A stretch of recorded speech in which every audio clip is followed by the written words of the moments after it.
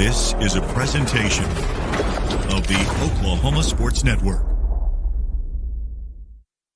Any other use of this telecast or any pictures, descriptions, or accounts of the game without the Oklahoma Sports Network's consent is prohibited. It may not be reproduced or retransmitted in any form, and the accounts and descriptions of this game may not be used without express written consent.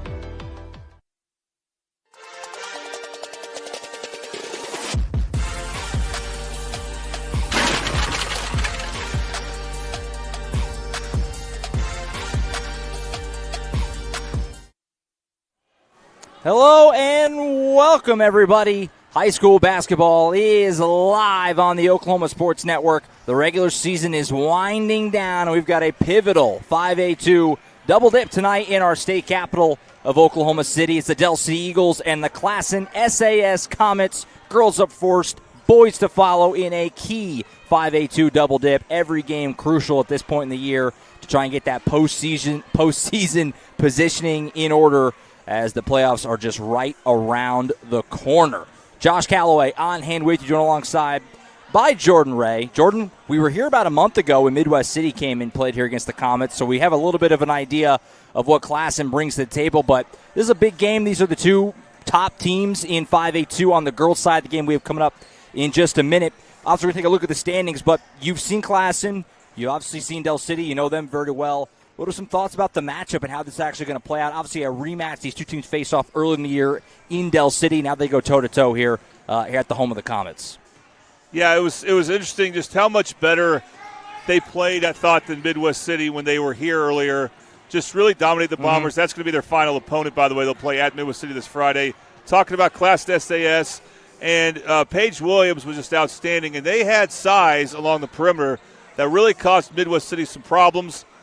We're curious to see if the size can do that to Del City. Del City obviously handled it fairly well when they played earlier in the year, but they had Kamaya Morgan in that game. They will not here.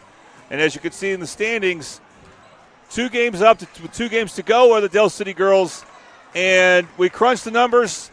There doesn't seem to be any way, actually, that Classen SAS could catch Del City and win a tiebreaker for the top overall seed. Right. But it's not just about the top overall seed. It's about saying you won the district outright. So the stakes are this simply. Del City, if they win this game, they could say they are the outright district champions. For a program that's been just kind of good but not great the last few years, this is a big deal. It's a big deal that they can claim to be district champions, and that's what they'll have if they win this, outright district champions. As for Classen SAS, you see that they're second. They do have a head-to-head tiebreaker with Duncan, but if they lose this game, Duncan plays Del City. Obviously, that's a tough one, but Del City will have their district clinched. Classen SAS has to go to Midwest City. They're the number 4 team. Mm-hmm. They don't have a home district clinched yet. They need to finish second to clinch a home district. So if they win this game, they will have that clinched. So that's what's at stake for Classen SAS. They want to. Del City can clinch the 1 seed. Classen SAS can clinch the 2 seed with a victory here. Yeah, that's what stood out to me is, obviously for Del City, like you said, you want to outright win the district. It's been a phenomenal season. They haven't lost a district game, so you want to go undefeated in district play if you can. But you're right, for Classen, this is huge. I mean, this is their final home game. This is their senior night, and you have not sewed up that home playoff, hosting just yet. And so a massive opportunity for them to get a huge step closer to doing that tonight. And these are just 2 really good teams. So you want to be playing your best ball. You want to have some confidence going into the postseason. That opportunity is certainly there tonight. This is a big game, and we'll talk about the boys' game as well. Big for that bracket as also, but we'll get there a little later on in the evening.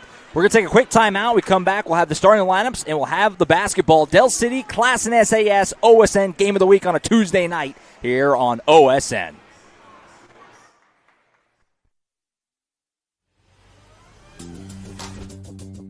Whataburger, please Brent back the Monterey melt. Brent back. Okay, yeah, message received. We're Brentfing it back. Grilled peppers and onions, 2 slices of melty cheese, and jalapeno ranch on 2 fresh beef patties. Brent it on.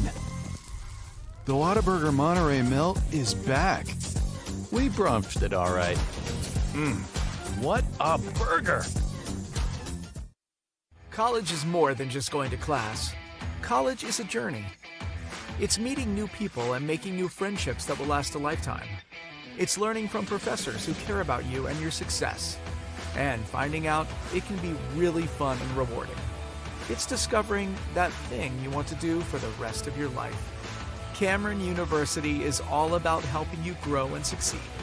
Because your success is our success. Have you ever seen an insurance commercial and asked yourself, are they really telling me the truth?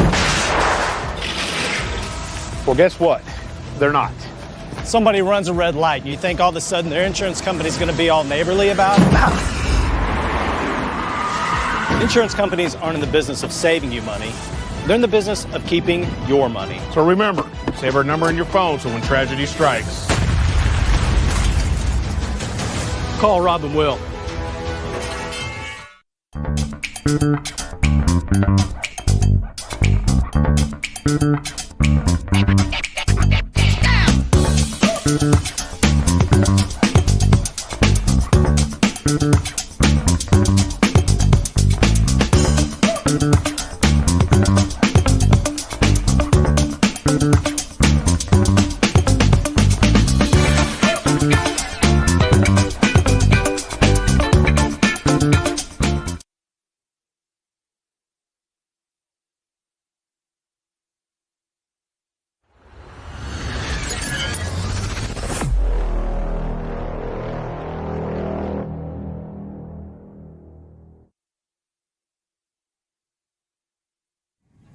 All right, back here at Classen SAS High School. Josh Calloway, Jordan Ray, and the Oklahoma Sports Network. Fired up, ready to get going.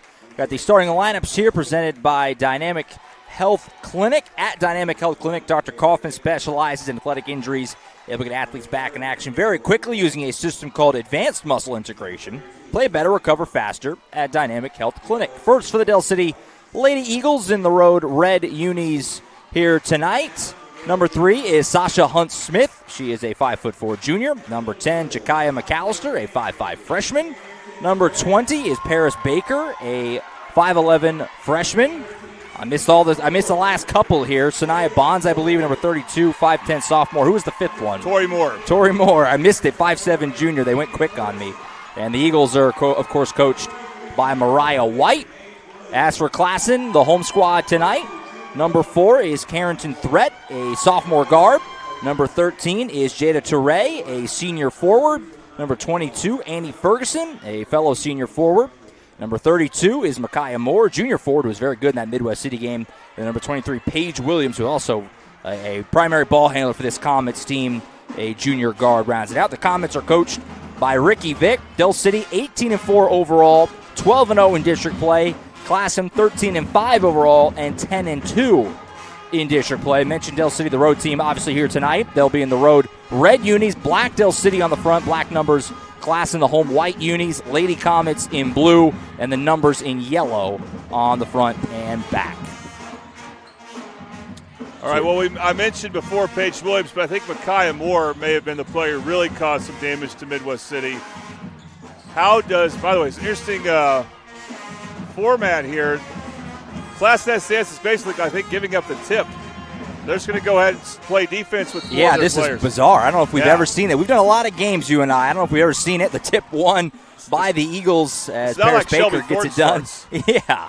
Paris Baker gets it done, and here we go. First possession of the night. Glad to be with us. Tuesday night basketball on the Oklahoma Sports Network. 3 on the wing to get it started for Bonds is off the side of the rim, no good. Williams runs down the long rebound.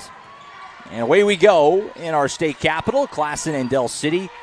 The regular season winding down, just 2 regular season games left, including this one for these 2 teams. Some teams will have games next Tuesday, but no matter how you slice it, we're in the final week now of the regular season in 5A. Pretty exciting times. Yeah, this district will be closed after Friday. There'll be no more games. The other district does have a few remaining, yes.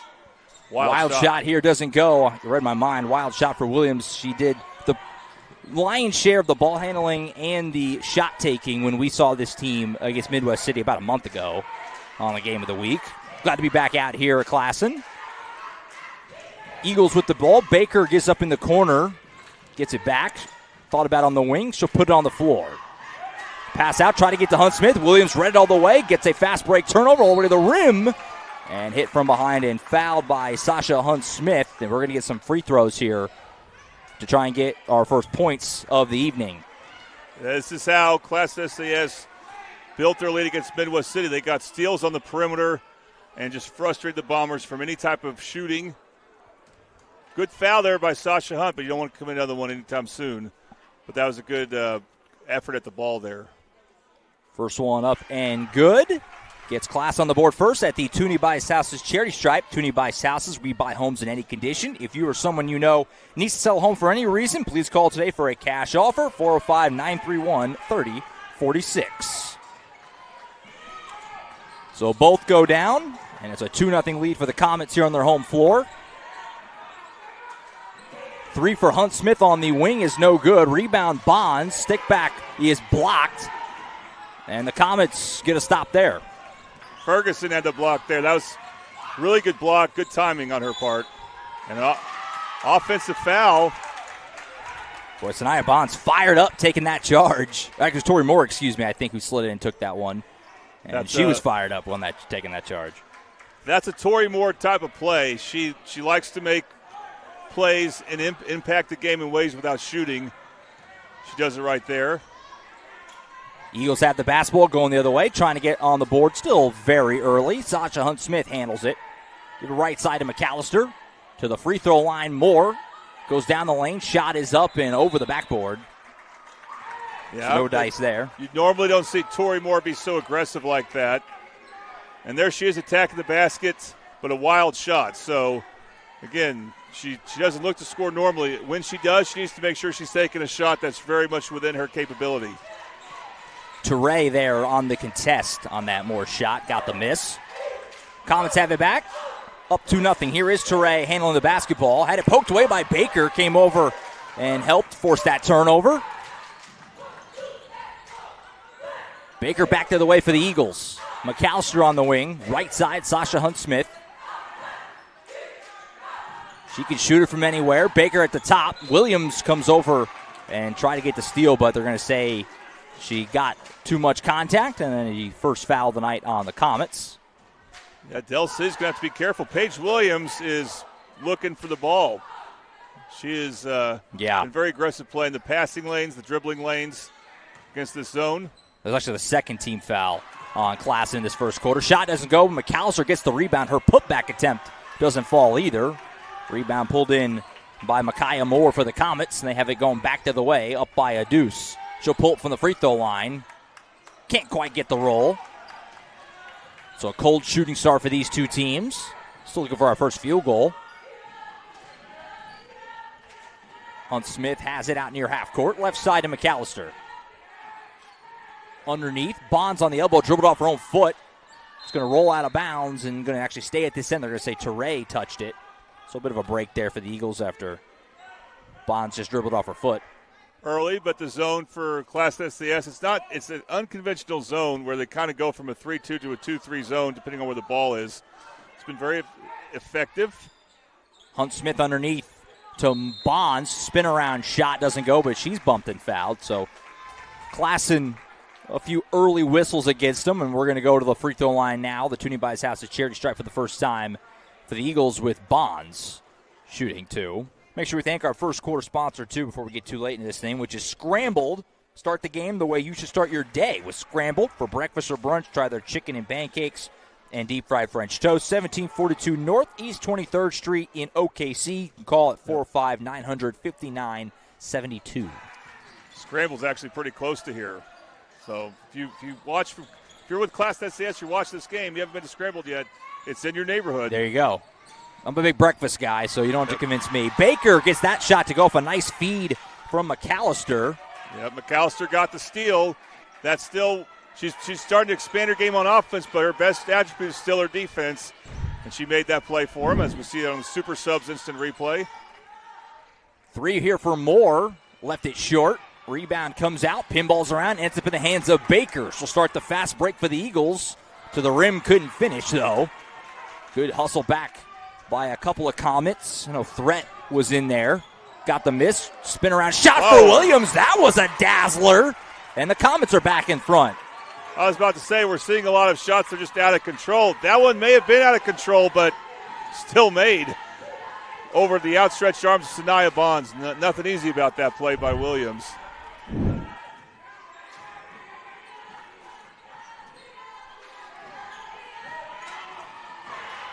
And now some contact here as Moore and Williams collide. So for Del City, again, what can they get going in their half court? You know, they're at their best like any team filled with athletes and shooters. They're at their best when they're scoring in transition, getting those opportunities. Well, that hasn't been there yet. They have not been able to force many steals as Del City. So what can they do in the half court? Answer so far has not been much. Comets have it back up by 1. Toure kick it out. Moore thought about it. Instead, she puts on the floor. Walked. And, yep, you called it. A travel and a turnover. So the first sub for Del City is Smithers. Interesting sub, but she usually does come in for Tori Moore. When will we see McCarroll and Thornton? Because those are two players that could help you out if you're having trouble scoring against the zone. Like you said, Mackenzie Smithers in the game. Junior off the bench for the Eagles. Replaces Moore. Baker has it here for Del City on the right wing, who trail early 4-3. Smithers handling it here. Baker bounce pass to Bonds. She'll fire away on a long 2. Left it a little short. Rebound, though, Baker. Second chance opportunity for the Eagles. Baker mishandles. Kick out. Open look at a 3 from McAllister. Too strong. High rebound, though. Pulled down by Bonds, and she sticks it back. Another specialty for Del City is offensive rebounding. They're probably the best at it. They don't just have 1 or 2 players that are good at it. Their whole team is good at getting those backside offensive rebounds. They got 2 in that possession. That led to 2 points. So these teams trading leads in this first quarter. This is Threat handling it for the Comets. Hands it off to Williams. Through some contact. Right hand shot won't go. Left it off the front of the rim. Rebound ripped down by Baker. She's been nice on the boards in this first quarter. Right side, Hunt Smith. Kick in the corner. McAllister for 3. Clackums. Well, I was about to say, as we see that Bobby Lewis 3, that Hunt Smith should have shot her open shot. She chose to give McAllister a chance, and she made it. I didn't think McAllister was much of a three-point shooter, but turned out to be a good decision by Hunt Smith. Yeah, great pass off, and she hit it. Ferguson the other way for the Comets. Can't get the roll. Rebound pulled down by Bonds. And the Eagles start back to the direction. Oh, spin move for Bonds. Couldn't finish. On rebound, though. Put back won't go. That was a sweet move, but not able to finish off with the bucket. You know, she's really changed. The last time we had her on against Midwest City, she was unbelievably aggressive with Sanaya Bonds, and it made her team better. She wasn't doing that as much in the Titan Classic, if you remember. Mm-hmm. She's really upped her aggressiveness. Didn't work out that last possession, but I think it's going to lead to a good night overall. Threat handles it here for the Comets, being watched by Smithers. Pass deflected. Williams able to save it, but then McAllister comes over and gets some contact. Yeah, once the Eagles sniff a little bit of blood, they are in full attack mode, and they had that there, led to a foul. Not a problem yet, though, from a team standpoint. Both teams with 3, so still have another one to give in the final 90 seconds of this opening quarter. Moore with it. Spin. Hands it off to Toure. Kick back out to Ferguson. Swings it across Moore on the right wing. And it's going to be a blocking foul here put on the Eagles. So that was their last one to give. First one put on Smithers.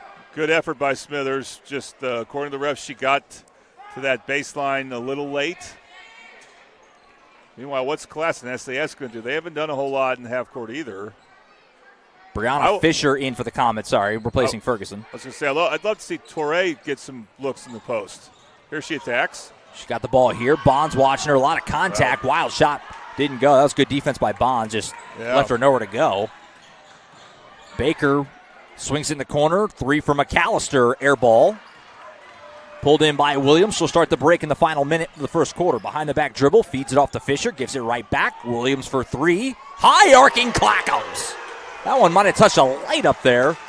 Came down and went in the bucket. Well, she's been the most aggressive player for Class SAS by a mile. And now she has at least 5 of their 7 points. Not too far off what we saw when we did them against the Bombers about a month ago. Here's Smithers. Hands it out. Sasha Hunt-Smith, she can shoot. This one off the side of the rim, no good, though. Another offensive rebound for Baker. She'll go to the rim. Nice move and a nice finish. It's amazing how often she's around any missed three. And she just has a nose for the ball. Does Paris Baker made a really good move after she got it. 5'11" Paris Baker has been everywhere on the glass in this first quarter. Final seconds of the opening frame. Comets trailing by 3 on their home floor. Here's Williams, crossover move, being hounded by Hunt-Smith. And we have whistles since the travel. I was wondering. That would have been 2 free throws. I was thinking the same. That would have been a painful foul to put her at the line with a second to go, but they get the travel instead. It's interesting, though, bringing in Thornton with only a second to go. I doubt they're going to run a play for her, but with their height, they could. And another sub with a second to go. So it's like Mariah White wants to do something with this 1 second possession here. Raina Lewis in. She's going to get this inbound. She's going to try and chunk it. That's a long way to go. Yeah. And it comes up well short. But a good first quarter for the Eagles. They hold a 10-7 lead after 1. You're watching high school basketball on the Oklahoma Sports Network.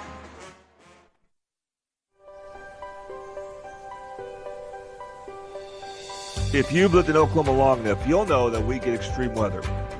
With that extreme weather comes hail damage to your roof and an insurance claim. When that happens, there's not a better company to deal with on your insurance claim than Cantrell Roofing and Construction. Since 1987, Cantrell Roofing and Construction has proven to be the best in the business, and always remember, got hail? Call Cantrell. Call them at 405-642-8558. How can you describe Whataburger's honey barbecue chicken strip sandwich? The chicken just has a certain... And then there's the sauce that just gives you a little bit of... And the cheese? It's the exact right amount of... It's almost too hard to put it into... Yeah, that's the word I'm looking for. The honey barbecue chicken strip sandwich at Whataburger. Just like you like it.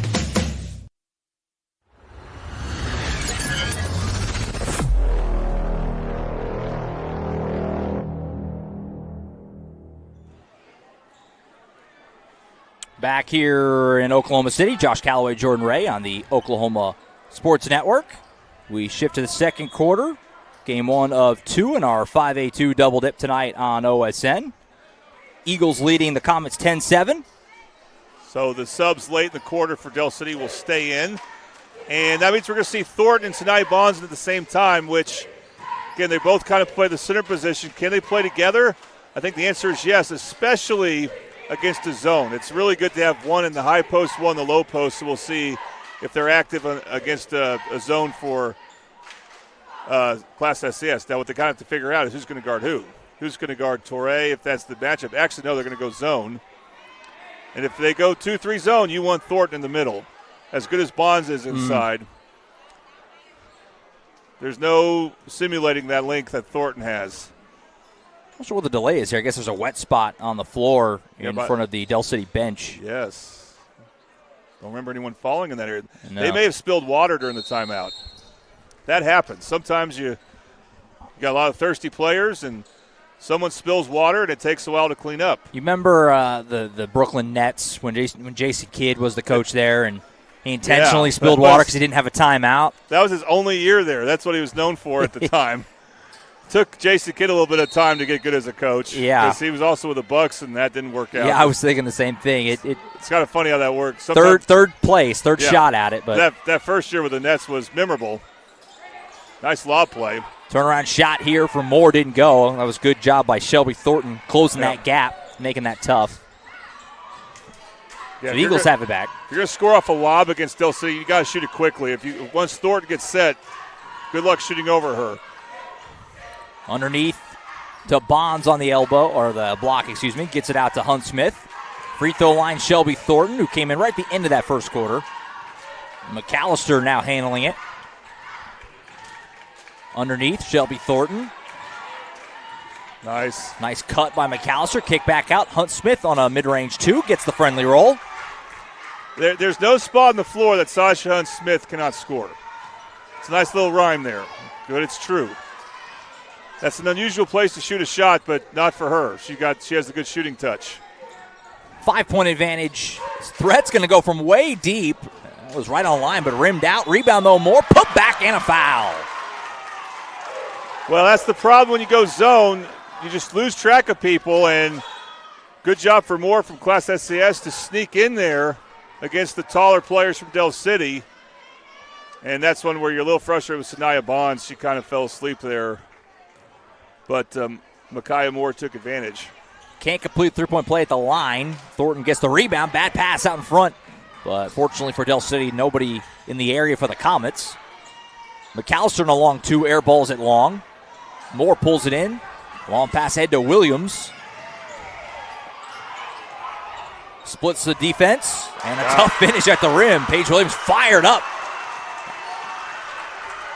I don't know how she split those two defenders there for Del City, but Williams did. She's single-handedly keeping Class SAS in this game. Paige Williams, a fiery player, really fun to watch. Turnaround shot, and that's a travel for Bonds before. So right after Del City goes up by 5, and it's only 5, but it felt like they were really in command. Classen with a little 4-0 burst here, and the momentum kind of flipping over to their side. We haven't seen Hunt Smith or McAllister go out. And Bonds goes out for the first time. Now have a more conventional lineup. Courtney McCarroll, one of the players in. Paris Baker back. And Courtney McCarroll needs to try to give this team an offensive spark. They need it. Here's Fisher underneath. Swinging across to Threat. Jumper is blocked by Thornton. She swatted that. Leads to a fast break for the Eagles. Pass ahead to Baker. All the way to the rim. Too strong. Hunt Smith though the rebound. Pump fake, no. Baker another offensive board, and she puts it home.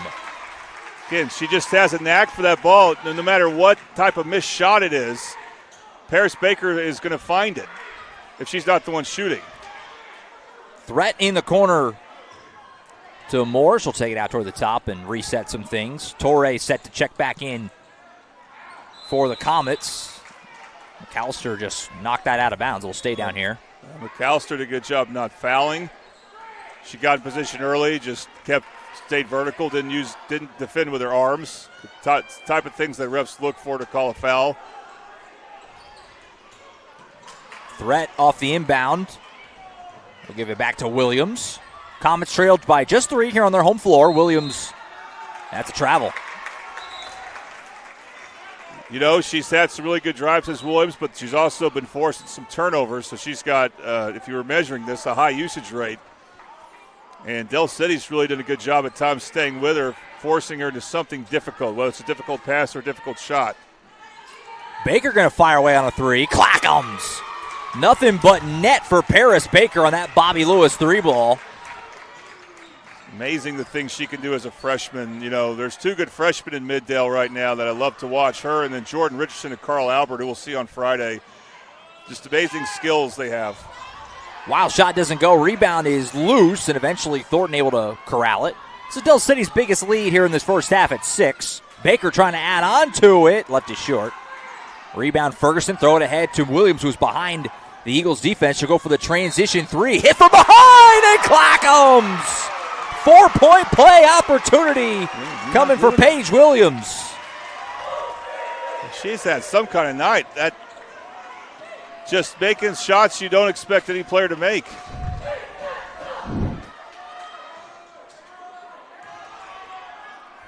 Look at that 4-point play on the Super Subs instant replay, and she does complete it. You don't get a lot of 4-point plays in high school basketball. Feels like every time it happens, they miss the free throw, but Williams does the job there. Just like that, from 6 down to 2, 17-15.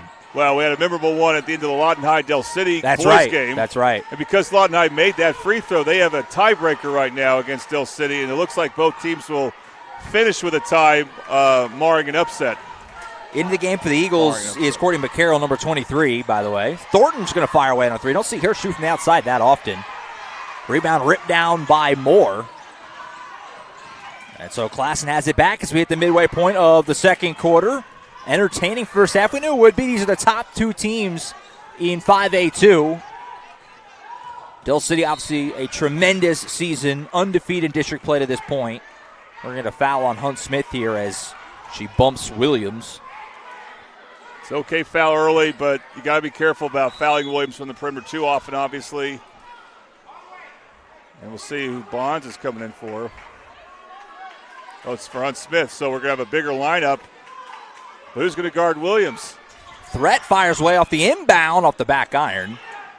That was a good look, but not able to connect. Would have given Classen the lead. McCarroll all the way to the rim, and she's fouled. That's what she does, is waiting to see when is she going to look for her spot. She found it a good time.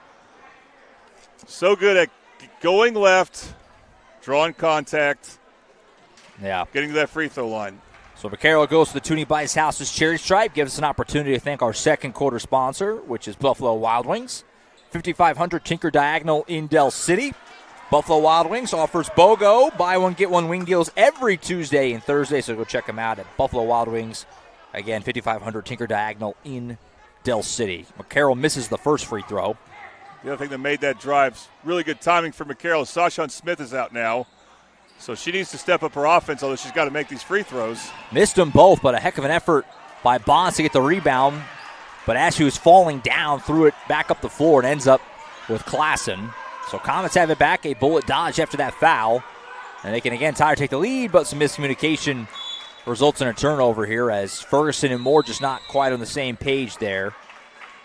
And Coach Mariah White wants to take a timeout for the Eagles with 3:25 to play in the first half. 17-15 your score in favor of Del City. While we have a timeout, it gives me an opportunity to remind you of the other games we have on OSN this evening. These games both started earlier, but we have double headers tonight in Bethany at the 4A level, the Weatherford Eagles and Bethany Broncos, as well as at the Middell area and in district, obviously, here with these two teams. Midwest City is in Altus tonight. And again, both these doubleheaders started at 5, so they might have already moved on to the boys' game by now or getting close to it in both those doubleheaders. But those are both on OSN tonight if you want to get a second screen out and keep up with the action. Yeah, Weatherford number 1 team in 4A on the boys' side, so that'll be fun to check them out here in just a little bit on OSN. You can understand why the Midwest City game was moved up, because Altus is 2 hours away, and they've already canceled school for tomorrow, so they may be expecting some weather later tonight. As for this game, Josh, these might be the two best 5A teams on the girls' side west of us. And we'll see how that plays out. I really don't have a great feel for El Reno or Carl Albert, so that would be the two competition teams for that title. McCarroll's three doesn't go. It's going to be a fun postseason in 5A, especially here, obviously, at the girls' level, like you're saying. Some really good teams at the top, and obviously, as per usual, some Middell teams will be heard from. McCarroll three is left short. Bond's able to save it, but no able to corral it. So these two teams, which kind of had a flurry of offense for a while, have both kind of gone cold at the same time. Yeah, the size for Class SAS has discouraged Del City from going inside much. They have not posted up Shelby Thornton yet, which is interesting. But that's probably because Class SAS with Torre and a couple other players, they got decent size to defend that. Turn-on shot for Torre doesn't go. Rebound again for Baker. She's piling up the boards in this first half. Feeds off to McAllister in the corner. Swings it around. McCarroll on the wing. Underneath to Thornton. Good ball movement. Leads to an easy layup for Thornton. Good vision from McCarroll. She's played a lot of games with Shelby Thornton. And Thornton she was wide open in that post there just because of good rotation. The Class SAS was out of position there. Del City's lead back to 2 scores at 19-15. Torre on the elbow will drive and just lost it out of bounds. Del City, obviously there's been some fouls, but for the most part has defended without putting them at the line pretty well in this first half, it feels like. Some more subs here. McCarroll and McAllister out. Lewis and Smithers back in. You thought for a second that Thornton was going to come out, but she's going to stay in with Bonds at the same time again. That's where Del City should try to look at one of those two. Final 2 minutes of the first half. Thornton, nice move to the rim and a left-handed finish. And that's why they got good offense. And Thornton made a really good move, going right initially and then just being patient with the ball, finishing with her left hand. That's one of the best moves I've seen from Shelby Thornton, because she's starting the high post and got an easy layup off that. Williams handling it for Classen. She'll drive, right-hand floater left short. Able to get her own miss. And by the Comets, a second chance, but a travel here from Threat. Moving a little early. We don't keep track of fouls. I think Sasha Smith, she came out, hasn't come back in. She might have picked up a second or third foul. And that could be important, but Del City has enough talent across the board to survive that. Bonds, wild shot here, went in anyway. That's why they got a player like Sanaya Bonds who can make shots too. That was a tough shot, but she able to put it down. And Del City's lead is out to 8. This is the biggest advantage they've had in this first half. Williams thought about trying to cut into it. Instead, she'll drive and float, but Thornton they'll say fouls her. Thornton looks frustrated. She's going to talk to Coach White. And I think they would say Thornton swung down a little early. Yeah, she's really frustrated. She's more frustrated than I thought. It was a risky decision by Williams. She had the open three there. Yeah. Instead, wants to go right at Shelby Thornton. It worked out for her. She gets to the Toonie Bice Houses free throw line, makes the first. But I would not be doing that too often. Second one for Williams off the back iron. Rebound Moore, put back, doesn't go. So a bullet dodge there for the Eagles. Still lead by 7, and we got a kick ball here. Raina Lewis is the primary ball handler now with this lineup, and she could be good at it, but I don't know how comfortable she is with that responsibility. But she did dribble it off Williams' foot, so it's still Del City ball. Lewis handling it as we're into the final minute of this first half. The clock jumped around there. That was. I looked up, it was 50 seconds. All of a sudden it went down to 42 seconds. Turnover here for the Eagles. Comets have it back. Williams underneath to Moore. Through the trees under there, not able to get it to go. Might have walked. Shot didn't go. Eagles start a break. Bond turnaround shot. That'll go. Well, she just looked better and better as a scorer, has Sanaya Bonds. Just really good job being under control, knowing when to spin, and finishing.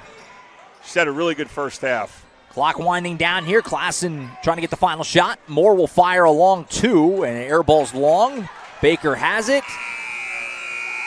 That might have counted. It was close. Doesn't matter as it didn't fall, and that's going to end what was a pretty good first half for Del City, especially that second quarter, as they ride a 9-point lead into the locker room on top of Classen here on the road, trying to remain undefeated in district play. Well, Jordan and I will step aside here for a few minutes. We'll come back. We'll wrap up the first half, maybe look at some other scores tonight as the regular season winding down in 5A and 6A, of course. District play in its final days, and we'll look ahead to the second half as well. Del City leading Classen 25-16. You're watching high school basketball on the Oklahoma Sports Network. The Honey Butter Chicken Biscuit at Whataburger, available from 11 p.m. to 11 a.m. Only it's not that time right now, so it's not available. Instead, we must sit here until 11 p.m. watching footage of the flaky, crispy, buttery goodness that is the Honey Butter Chicken Biscuit. Once again, our desires are denied by, ooh, look, the Honey Barbecue Chicken Strip Sandwich. That'll hold us over till 11 p.m. What a burger.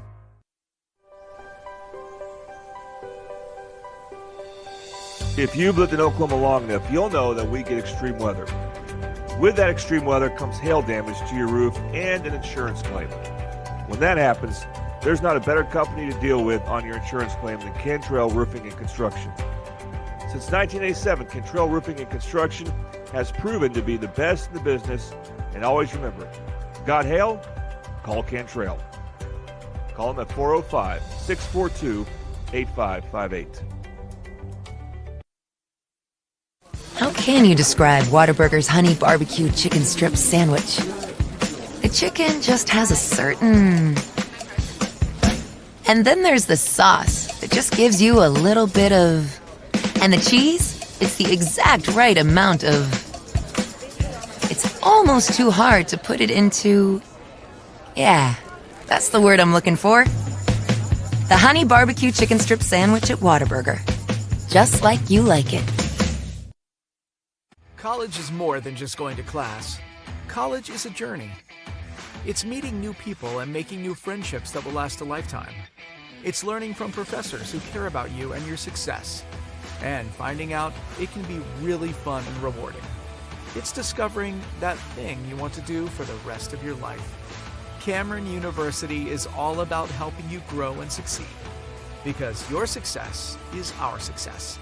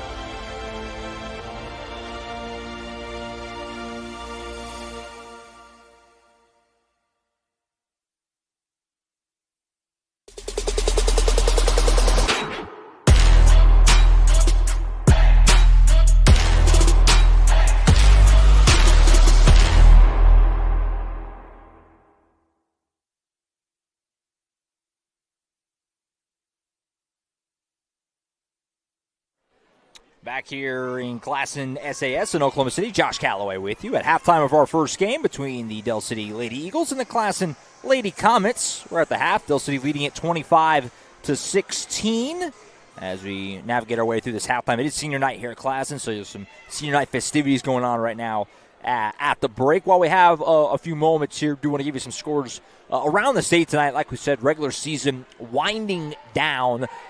This district wrapping up play on Friday. There will be a few more 5A, 6A games next Tuesday, the 18th. That's when all districts have to be finished by, and then we have the postseason starting that following week. It's going to be really exciting. We're all fired up to get it going. 4A and below playoffs actually start next Friday, so it's that time of year right now. We're very, very excited. Some scores around the state tonight here in 5A on the girls' side as we play in action here with Del City leading Classen by 9, 25-16. Booker T winners over Bishop Kelly tonight, 66-30. Noble beats Elgin 60-45. Some of these games moved up, by the way, because of impending weather. Tulsa Memorial leading McAllister 18-12 at the break in that one. Coweta over Will Rogers 62-30 as well. We mentioned we have a couple other games on our airways, Bethany and Weatherford, and Altus and Midwest City in action tonight as well. So you can watch those doubleheaders live right now for free, of course, as always, on the Oklahoma Sports Network. We're at the half. Del City leads Classen 25-16. We'll step aside for another quick break. Of the second half coming up after this. You're watching high school basketball on the Oklahoma Sports Network. College is more than just going to class. College is a journey. It's meeting new people and making new friendships that will last a lifetime. It's learning from professors who care about you and your success, and finding out it can be really fun and rewarding. It's discovering that thing you want to do for the rest of your life. Cameron University is all about helping you grow and succeed, because your success is our success.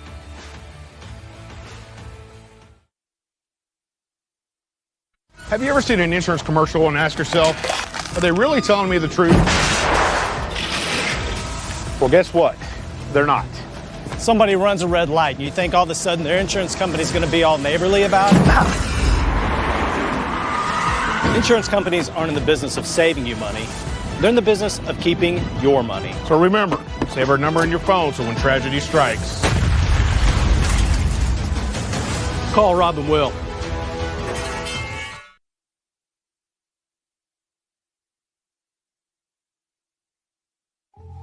The Honey Butter Chicken Biscuit at Whataburger, available from 11 p.m. to 11 a.m. Only, it's not that time right now, so it's not available. Instead, we must sit here until 11 p.m. watching footage of the flaky, crispy, buttery goodness that is the Honey Butter Chicken Biscuit. Once again, our desires are denied by, ooh, look, the honey barbecue chicken strip sandwich. That'll hold us over till 11 p.m. What a burger.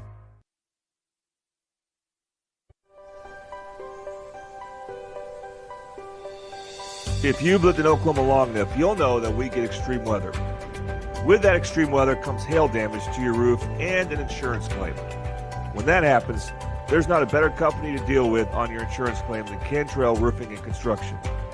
Since 1987, Cantrell Roofing and Construction has proven to be the best in the business, and always remember, got hail? Call Cantrell. Call them at 405-642-8558.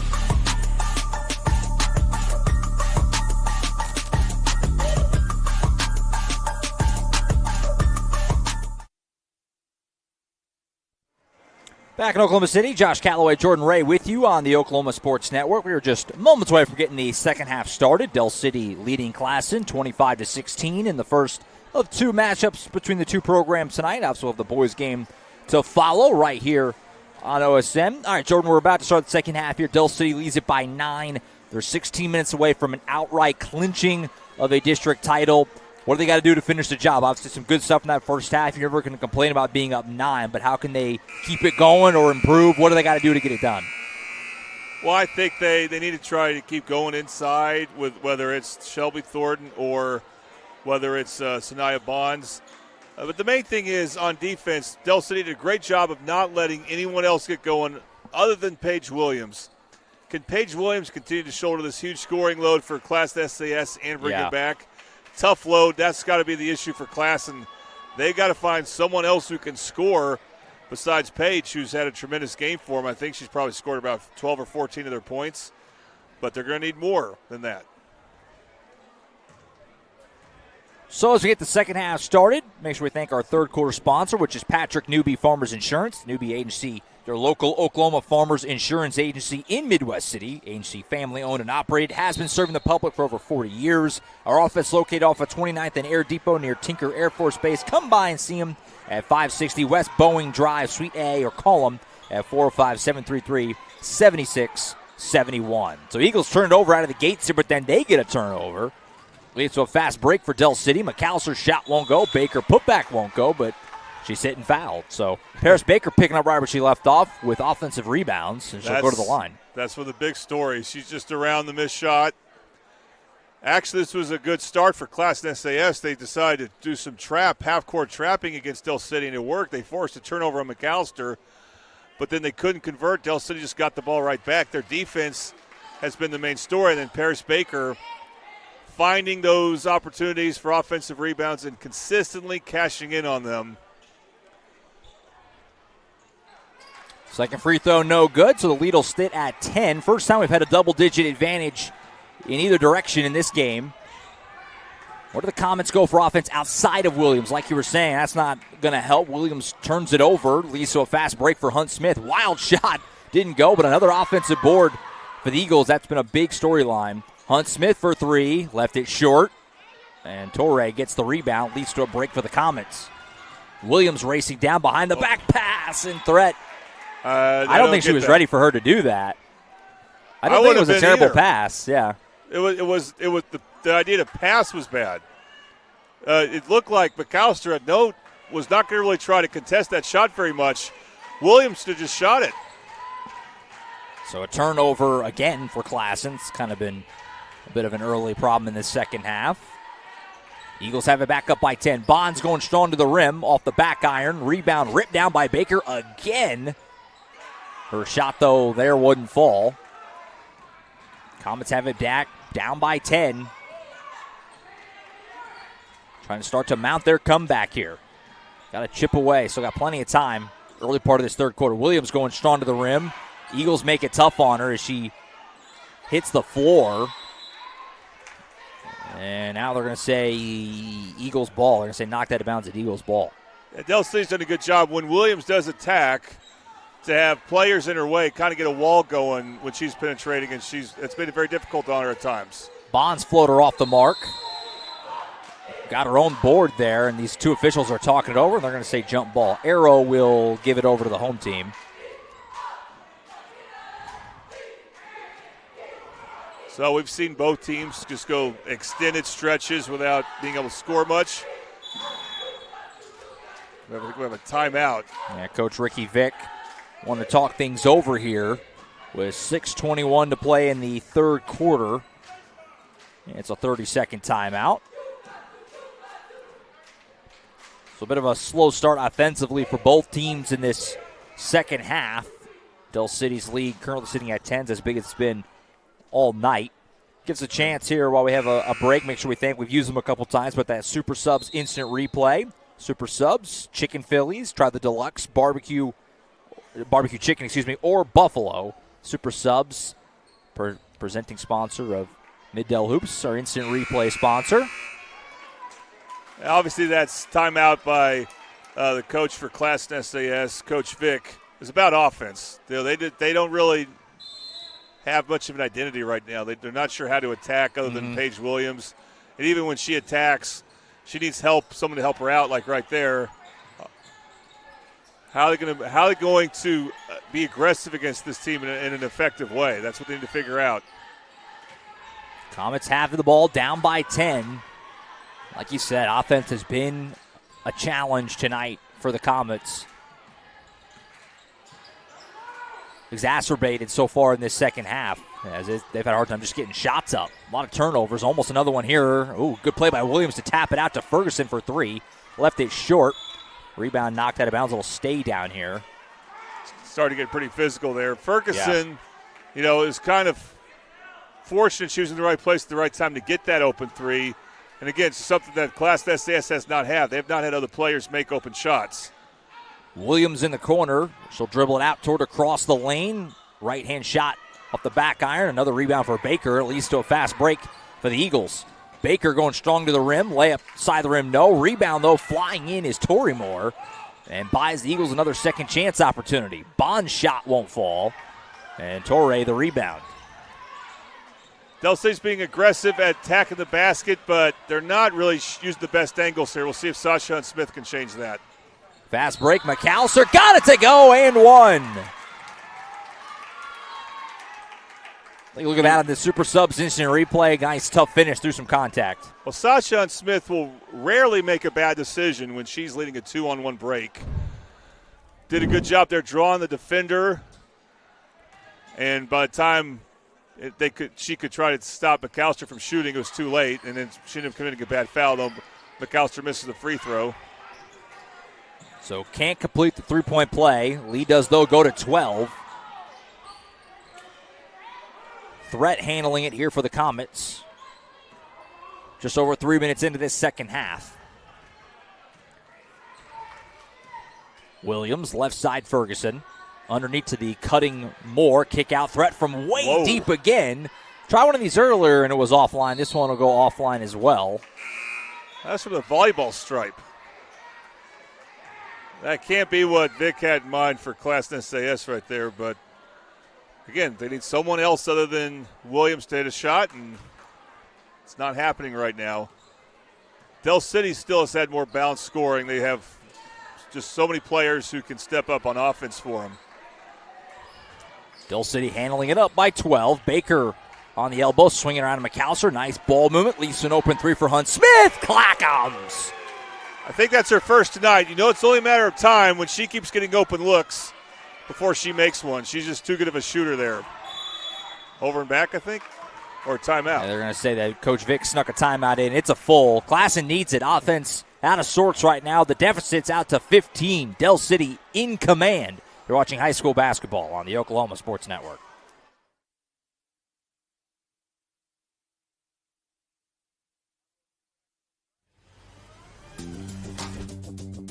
Whataburger, please print back the Monterey melt. Print back. Okay, yeah. Message received. We're printing it back. Grilled peppers and onions, 2 slices of melty cheese, and jalapeno ranch on 2 fresh beef patties. Print it on. The Whataburger Monterey melt is back. We brunched it all right. What a burger. College is more than just going to class. College is a journey. It's meeting new people and making new friendships that will last a lifetime. It's learning from professors who care about you and your success. And finding out it can be really fun and rewarding. It's discovering that thing you want to do for the rest of your life.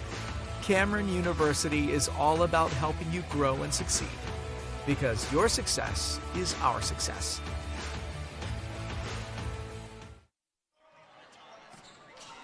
Back here in OKC, Josh Calloway, Jordan Ray. Del City in command right now over Classen on the girls' side, leading by 15 as we near the middle part of this third quarter. Tuesday night basketball, regular season winding down, the playoffs looming as we get into the middle part of February. Shot off the mark here will go out of bounds and back over to the Eagles as offense has just been so hard to come by for Classen in this second half. Still hasn't scored in the third quarter. Baker's shot for the Eagles, meanwhile, is off the mark. Another offensive rebound, though, for Del City. They have piled those up tonight. 3 for more off the line. And it'll go out of bounds. Back over to the Comets. Not really her shot, but you know what? Class SAS, anytime they try to be aggressive, they just struggle to get anything that's a rhythm shot for them. Again, credit to Del City on defense, though, but it's surprising because I know Class SAS has more weapons than what they're showing. Williams going across the lane, poked away from behind. It's still loose, ends up in the hands Nice of pass. Bond, swings it ahead to Hunt Smith. Pump fake, and Ferguson blocked it, but another offensive rebound for Del City.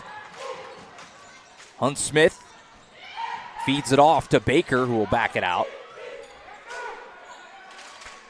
Bonds will fire away on a long 2. Got it. Cash money there. That was nothing but net. Yeah, she's such a talented offensive player. I can't wait to see what she's like next year. She's only a sophomore. We got a 30-second timeout by Coach White.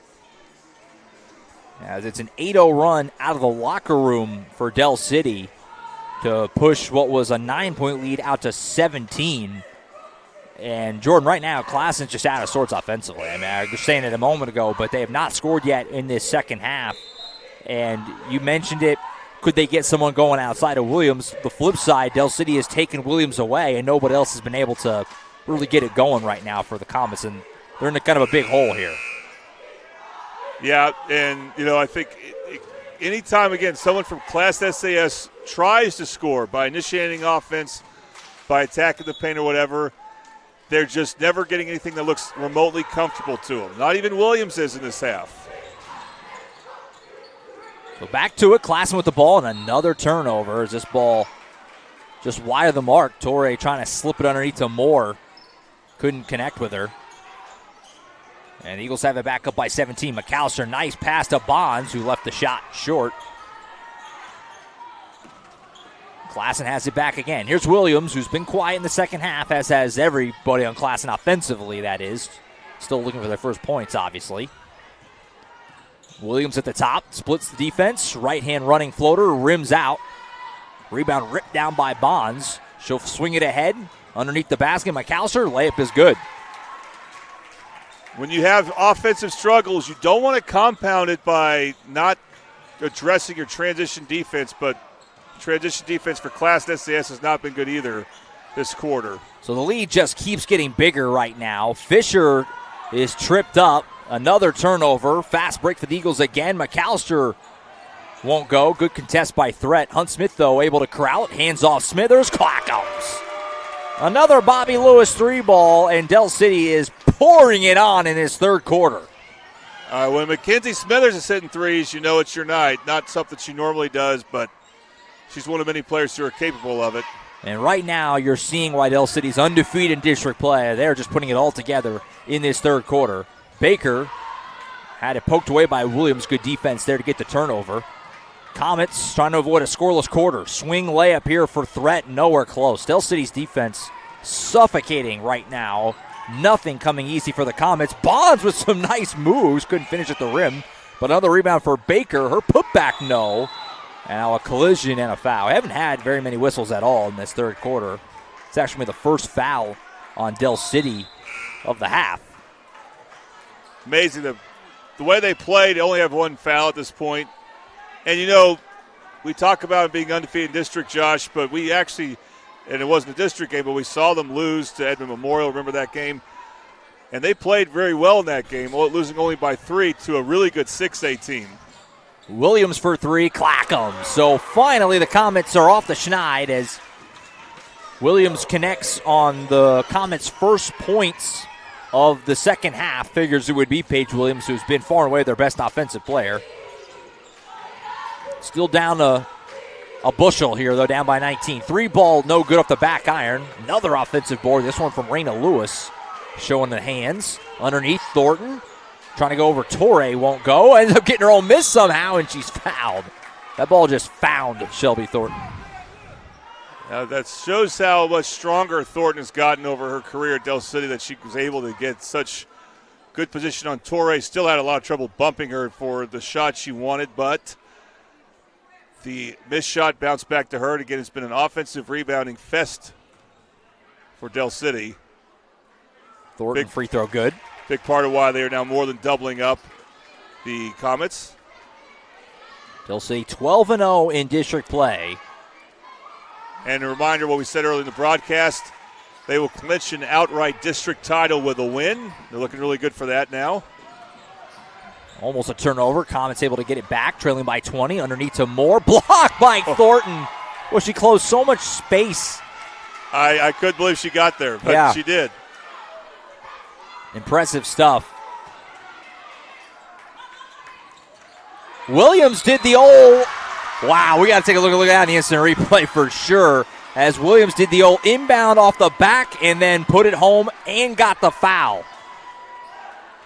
Kind of doing a little bit of everything tonight is Paige Williams. That's some amazing instincts right there. I'm surprised we don't see that more often. And, yeah, really good finish. She's a really good all-around scorer. And like we said, she just hasn't had the help she needs. But there she gets a steal. Couldn't get the layup. Score. Leads to a fast break for the Eagles, and we have whistles. What's the call here? Well, during a fast break to make a call like that, I thought technical was going to get called. Maybe, yes. It is a technical. That's a brutal technical for Del City, though, because like you said, they had the numbers. Yeah. That's going to be an easy bucket. The refs do not wait to call technical. They'll wait on other stuff if it's transition for, especially the other team. But not when it's a technical, not when the right words are being said or the wrong words, depending on how you look at it. Yeah. Coach Vic badly wants a foul. He thought Williams, when she got the steal and shot the layup, was fouled and didn't get that call, and he's been very adamant about it.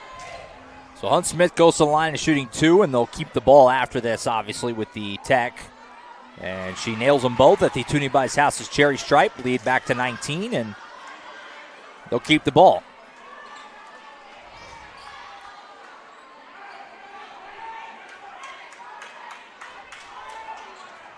Official explaining it to Coach Vic why he made the call he did.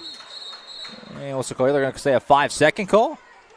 Or they're going to – something was wrong with where they inbounded maybe, or there's something else that should be happening differently. I don't know. It makes sense. Del City would have 2 free throws in the ball unless there was – now they're going back to Coach Vic and talking about something.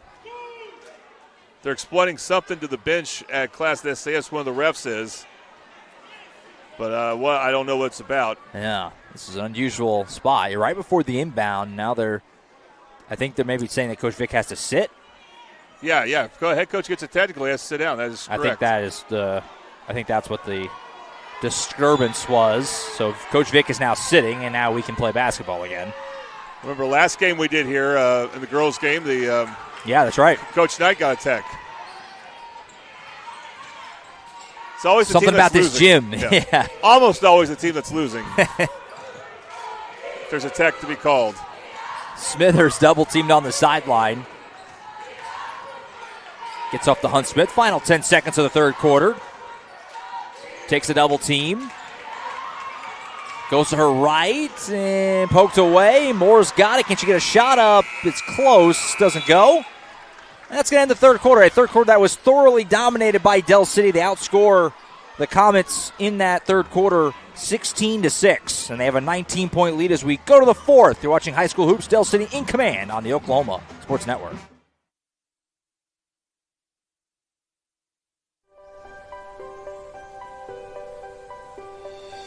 If you've lived in Oklahoma long enough, you'll know that we get extreme weather. With that extreme weather comes hail damage to your roof and an insurance claim. When that happens, there's not a better company to deal with on your insurance claim than Cantrell Roofing and Construction. Since 1987, Cantrell Roofing and Construction has proven to be the best in the business, and always remember, got hail? Call Cantrell. Call them at 405-642-8558. How can you describe Whataburger's honey barbecue chicken strip sandwich? The chicken just has a certain... And then there's the sauce that just gives you a little bit of...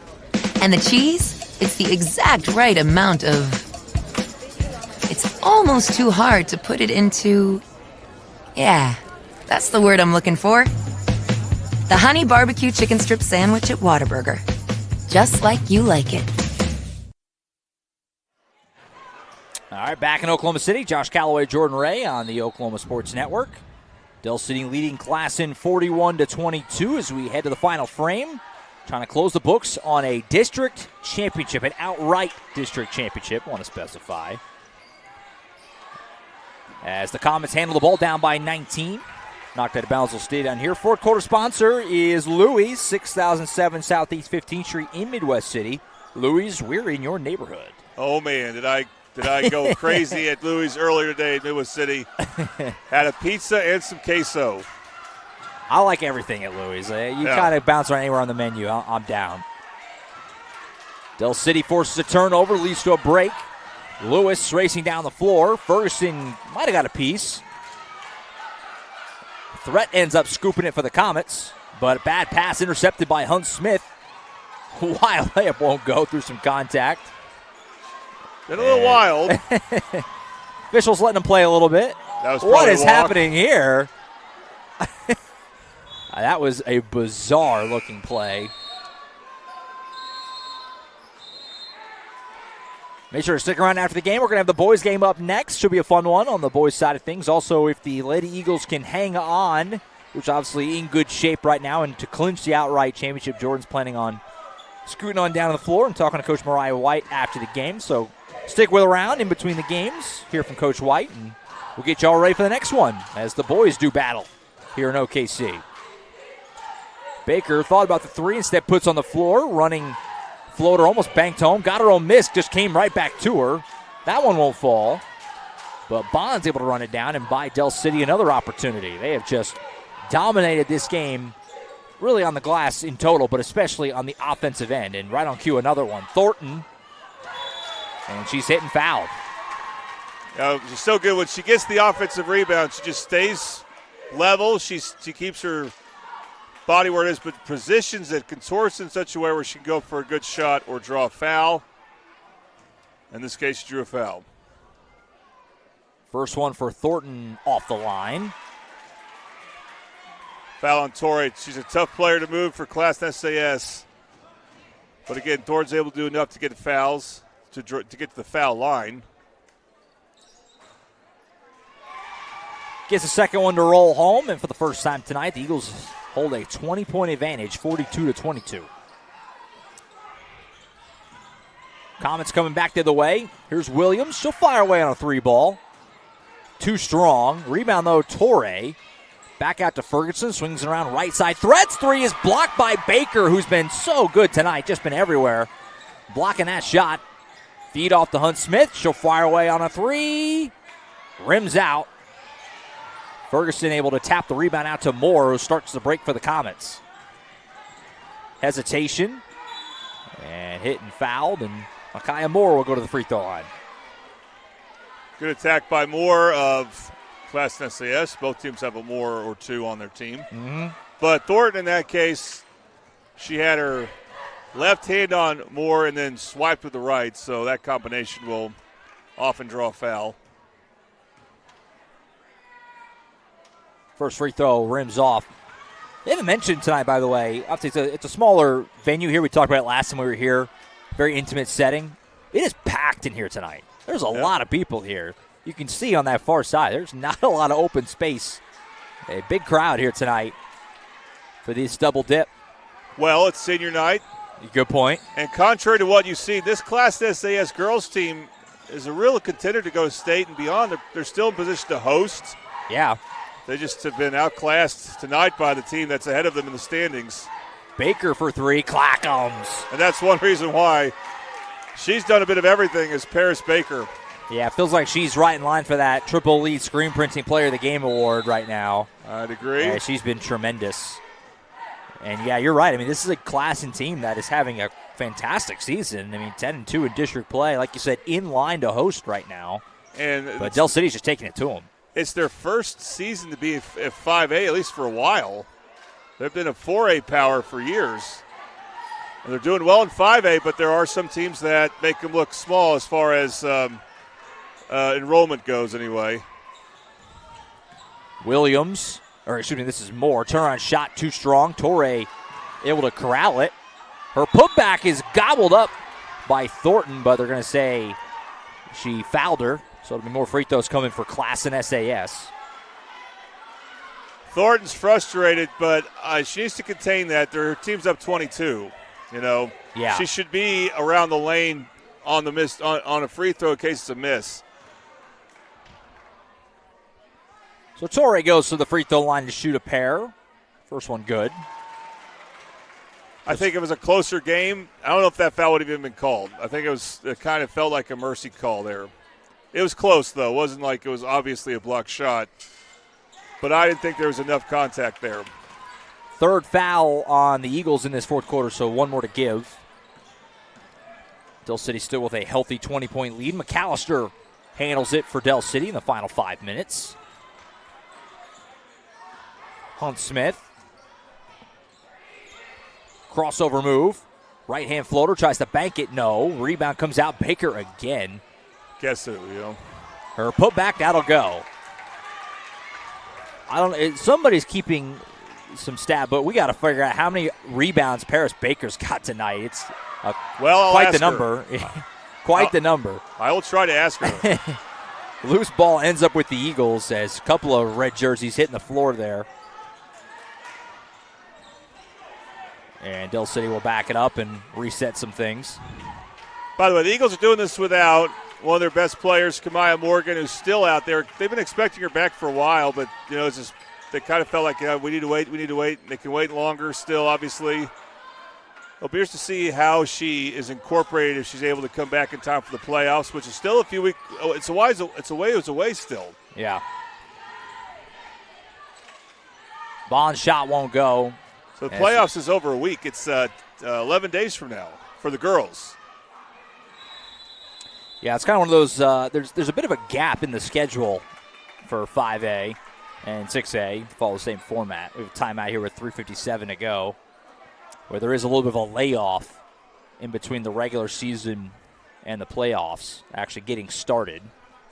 We got a timeout here. It's going to be 30-second timeout. And we will see teams like Carl Albert and El Reno play next Tuesday, the 18th. Right. And even there may be some what I call friendly matches between non-district teams later in the week or even during the early part of next week. But a lot of teams will be done with the district part of their season and maybe even the regular season as a whole this Friday. And so, it is a pretty long gap, actually, if you think about it, between then and your first playoff game. But again, they're keeping with what they changed last year to, where the first round of girls basketball, at least for 5A, is on a Tuesday. Now, 6A girls is different. It's back to the way it used to be, which it used to be on a Thursday. They're going to go back to that. I think they want to stagger 5A and 6A. But, so it will be a bit of a break after these teams play closer to Middale on Friday. Classen SAS will be at Midwest City, and Del City will be back home against Duncan. Those are the 4 best girls teams in that district. And, of course, the state tournament this year back at the Big House for 5A and 6A. Every class at the Big House this year. Going to be very, very different, very interesting. We're excited for it, though. Well, the first round and the last round will be the Big semis House. will be in Yukon. Yes. Which we've been out there before. On a Thursday. I've been out there as a coach. I've never called a game from Yukon. I know you have. So yeah, I have. We'll see if there'll be a chance to do that. We'll see. There's some good teams besides the OSN teams. I want to say it's the 2A semis. Doesn't really affect us at OSN, but the 2A semis I think are also in Yukon, I want to say, the week before. So Yukon getting in the mix on some state tournament games, but as Hunt Smith hits that shot, every championship game will be at Jim Norick Arena at the State Fairgrounds, which will be cool. It'll be different. It'll be unique. Yep. From 3A up, right? A lot of basketball. Yeah, 3A up. I think it starts at 9 a.m. that day. So it's basketball wall to wall. A lot of games. The thing that worries me. Boys and girls, 3A through 6A. The thing that worries me, people talk about refs having an agenda or anything like that, and I've never been one to jump on that train. But one thing I've always been concerned is in certain circumstances that the refs will try to avoid overtime at all costs. Yeah, that's all it'll take. Yeah. One game in the morning goes to double OT, and you're thrown off for the whole day as Baker just keeps it going. What a game. But you're right. It'll be cool. It'll be different. Obviously, we've been at the Lloyd Noble Center the last few years. Yep. And it'll be different to have all the class together. And it's the last ride for the Big House. The new one is set to open next year. So that historic venue with all those state championship games, it's kind of going out with a bang, if you will, with all the classes being played there. It'll be cool. We're looking forward to it. It's always the coaches who are the last ones to think that the game is over. And so I'm surprised but now we will start to see Del City unload their bench. Yeah, this one is in hand, it would certainly seem, as Del City cruising on their way to being one more win away from an undefeated run through district play. Pretty incredible. Danielle Cox coming in. Now looks like Courtney McCarroll will check in for the first time this half. Danielle Cox, very good. Third stringer. She would not be a third stringer on most teams. Yeah, this Del City team is very, very deep. We talked about that a lot during the Titan Classic. A lot of players who were starters a year ago are now coming off the bench for the Eagles, and it's just they're still really good. They're still starter good, but they're coming off the bench. It's just a very deep team, and I'm excited to see how far they can go. This was a statement game tonight here at Classen. This is an Eagle squad that's certainly, I think, expecting to get to the state tournament and then try to do some damage when they get there. Well, you ask yourself, if Classen SAS can't beat, see Paris Baker celebrating as she gets a great game, puts the finishing touches on a great game coming off now. But if Classen SAS can't play more competitively against Del City, who can in 5A? Right. I'm not sure yet. Because you see a foul there. The contenders would be Carl Albert, who is also undefeated district. Even though I don't think they match up player per player with Del City, but they have, won the regional championships against Del City the last 2 years. Mm-hmm. El Reno, obviously, they're the defending champs. And that's in the west side. And the east side, Booker T is really good in both girls and boys basketball. And Coweta. And I have no idea how they would do against Del City, but it's hard to see them being much better. I'll just put it that way. First free throw goes for Williams, who has been really good again tonight, but just unfortunately Classen just couldn't really find any offense outside of her. And that was the big difference, obviously just 27 points on your home floor in the final couple of minutes here.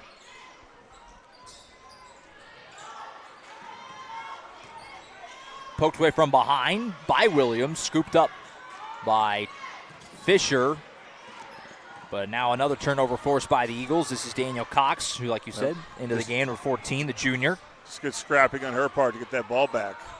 Long pass across to McCarroll. She'll fire away on a three. Off the front of the rim. But Moore, another offensive rebound, and she's hitting foul. And more free throws coming for the Eagles, who are certainly well on their way to what will be their 19th win of the year and a 13-0 mark in district play, officially clinching a district title outright. And like we said, Jordan's going to try and get down there and talk to Coach White here in the intermission between games. Something you might have to deal with. See, any senior night festivities between the games might create a little bit of a challenge for you, but I trust you. Well, hopefully they'll wait till the players. You can navigate that. They'll wait till the opposing players leave. But I'll try to get down there in a minute or two. And, again, it's a momentous situation for Del City. Winning a district, now districts are brand new to 5A, of course, but just to be seated as high as they are. They did host a regional 5 years ago. I don't think they won it. So they're looking for their first regional championship in quite a while. And really this has to be the best they've looked, I would say, since they won the state title last in 2009. So it's just been a historically good team. As deep of a team as I've seen, really. Yeah, playing great basketball right now. When you think about players 1 through 10, they're going to call backcourt on Lewis, but the other ref is going to overrule them. They're going to talk about it. I think there was a deflection. And it got corrected. So there you go. It'll stay down at this end. There's still a starter and a couple other good rotation players in for Del City. But, again, you can't rest everyone. Yeah, right. They'll say it's one of the things when you're really deep. Players at the end of the game are still players you use and can still play. Well on their way, 24-point lead. This is Cox getting around the defense, goes strong to the rim, and got it to go. That was a tough finish. Yeah, just a trap for Class SAS. That wasn't really much of a trap, and she was able to split it kind of easily. Williams gets across half court. Lost it for a moment, then gets it back underneath to Ferguson. Kick out, Fisher. Paige Williams. Williams, by the way, just a junior, too, so she'll be back next year. She's a really talented player. Yeah, it'll be interesting to see where Class SAS is next year, because it's not like football or baseball where whatever your district you're in, whatever class you're in, it's a 2-year deal. For basketball, it's every year. So who knows where they'll be, if they'll be back in 4A or not. Right. If they are in 4A next year, they'll be a contender for sure. 5A, the only problem is Del City returns almost everyone too. We'll see if they actually all come back, but they'll be still really good next year as well. Knocked out of bounds will stay down here. 24-point lead as Del City well on their way. Jordan getting ready to head down to the court to try and catch up with Coach White in between. They're going to have some senior night festivities here in Classen. So we'll see if we can get that off without a hitch as deflection and leads to a turnover here for the Comets. Williams scoop it over to Ferguson. Shot is good. So Comets finishing with a little bit of a floor. You see Jordan there making his way down. Final half minute. McCarroll will dribble it up and maybe dribble it out. And what's a really impressive showing for the Eagles. McCarroll with a pump fake and a nice finish at the rim. It's been a heck of a year for this Del City team. Like Jordan was articulating, a program that last few years has been good, but has taken that next step and is a bona fide contender in 5A this season. Clock running, final moments of this one. They're going to let it run out.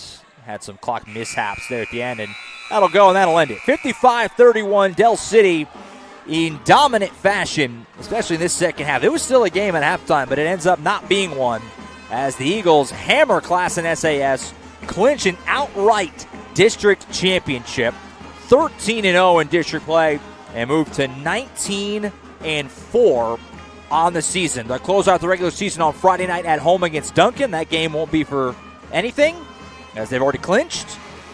And that's all she wrote. Del City a dominant showing. Classen, meanwhile, goes to 13-6, 10-3 in district play, and they'll close at Midwest City next on Friday. Jordan's down with Coach White.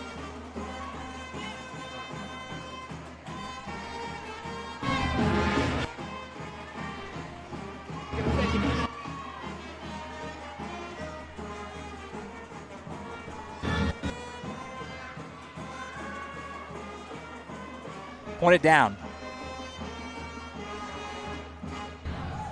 How about now? Okay, now. Keep okay, it down. Sorry. Keep it All down. Right. Coach, you are now the outright district champions for 5A2. It's all clinched, and you're it. So what does that sound like?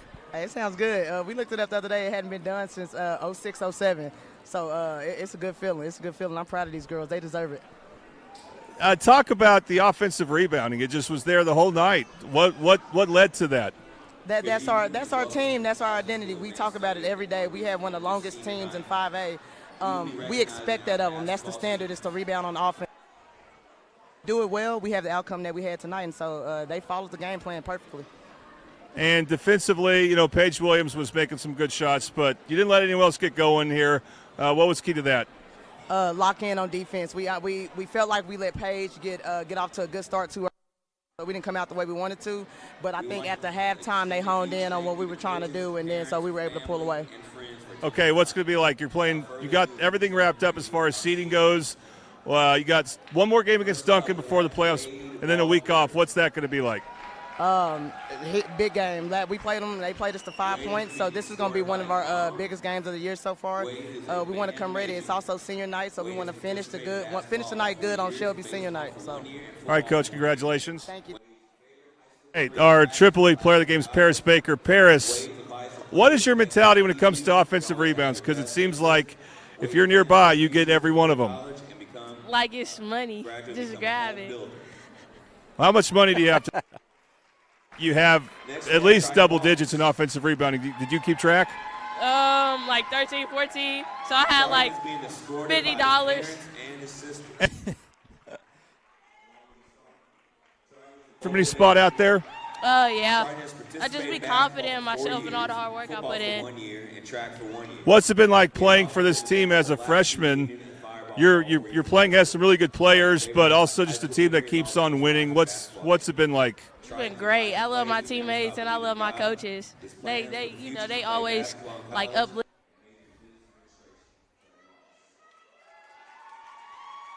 Thank you so much. All right, Josh. That was awesome. Paris Baker. Offensive rebounding philosophy, treat it like it's money and grab it. That's what I like right there. So Del City wins a 55-31 dominant showing. Like we said, they go to 13-0 in district play. They'll close out the regular season on Friday night against Duncan. Like Coach White said, good team, so it's a big game in that regard, but everything's sewn up for Del City in terms of standings. They win the district, and so nothing to worry about there. And then for Classen, big game for them. They'll close at Midwest City. They're trying to make sure they get in that top two. That's a huge game for Classen on Friday. They'll go on the road to take on the Bombers on Friday night. So big game for them. All right, we're going to step aside here for a moment. They got some senior night stuff rolling on here, so we'll come back in just a few minutes, and Jordan and I will set the table for the next ball game as the boys take center stage here in OKC as the Eagles and the Comets get ready to go toe-to-toe in another pivotal 5A2 matchup. We'll take a look at the standings, and we'll set the scene for you here from OKC. You're watching High School Hoops on the Oklahoma Sports Network.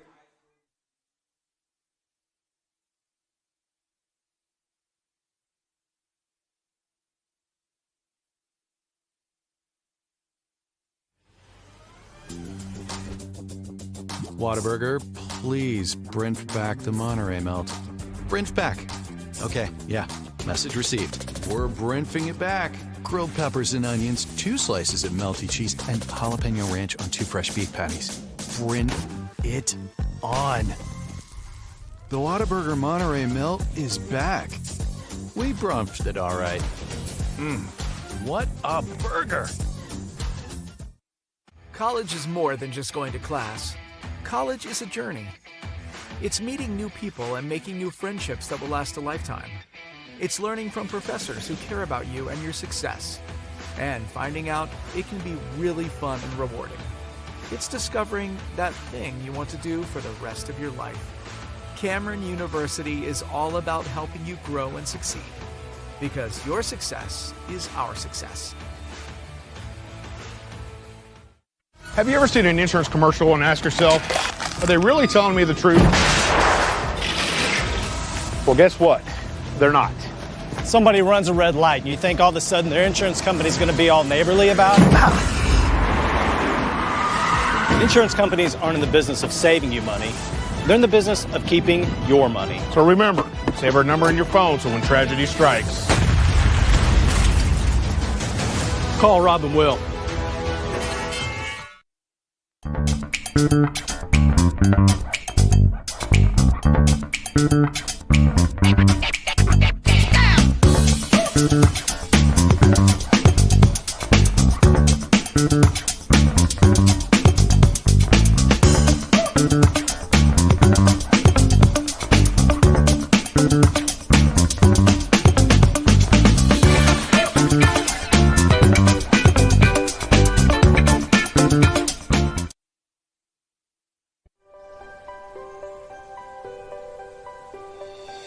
If you've lived in Oklahoma long enough, you'll know that we get extreme weather.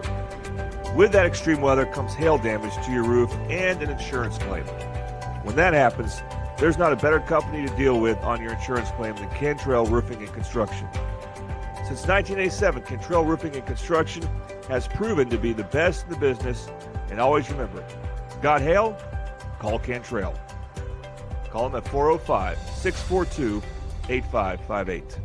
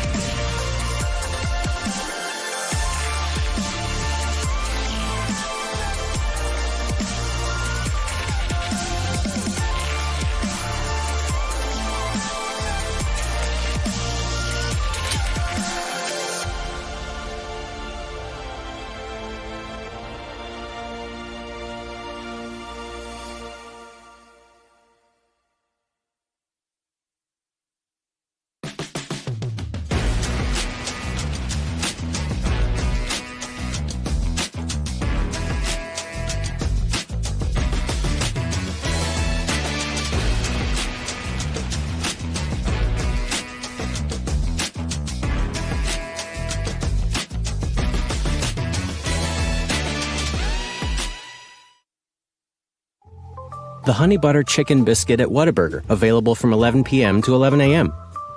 Only it's not that time right now, so it's not available.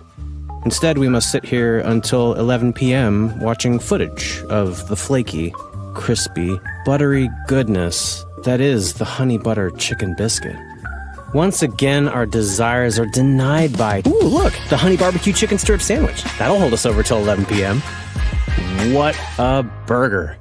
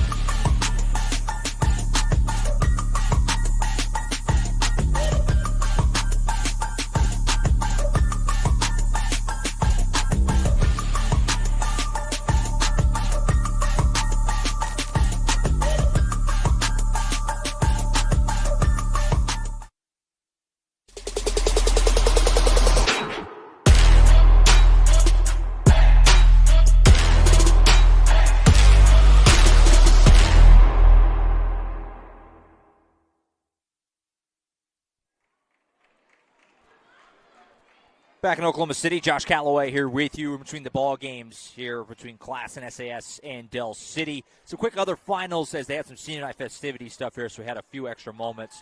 Teams are coming out to warm up now, so we're in good shape. We'll be getting along in just about 10 minutes or so from now. But a few finals from some other girls, 5A games I'll pass along.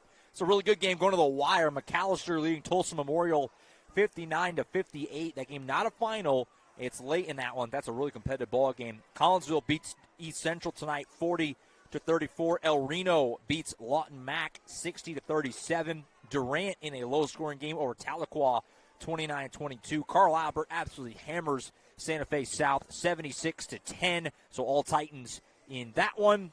Elsewhere, Midwest City did take care of business against Altus tonight 58-35. So a good win there for Midwest City in that one. Booker T on top of Bishop Kelly. They win at 66-30. Noble beats Elgin 60-45. Coweta over Will Rogers, 62-30. So we're in between the ball games. We'll take another quick timeout here. We come back. Jordan will rejoin me, and we'll set the table for our next ball game. The Del City Eagles and the Classen SAS Comets on the boys' side going toe-to-toe in just moments. Jordan and I will set the scene and let you know what to watch for in this matchup. Don't go anywhere. High school basketball rolls on next on the Oklahoma Sports Network. How can you describe Whataburger's honey barbecue chicken strip sandwich? The chicken just has a certain... And then there's the sauce that just gives you a little bit of... And the cheese? It's the exact right amount of... It's almost too hard to put it into... Yeah, that's the word I'm looking for. The honey barbecue chicken strip sandwich at Whataburger. Just like you like it. College is more than just going to class. College is a journey. It's meeting new people and making new friendships that will last a lifetime. It's learning from professors who care about you and your success. And finding out it can be really fun and rewarding. It's discovering that thing you want to do for the rest of your life. Cameron University is all about helping you grow and succeed. Because your success is our success. Have you ever seen an insurance commercial and asked yourself, are they really telling me the truth? Well, guess what? They're not. Somebody runs a red light, and you think all of a sudden their insurance company's going to be all neighborly about it? Insurance companies aren't in the business of saving you money. They're in the business of keeping your money. So remember, save our number in your phone so when tragedy strikes, Call Rob and Will.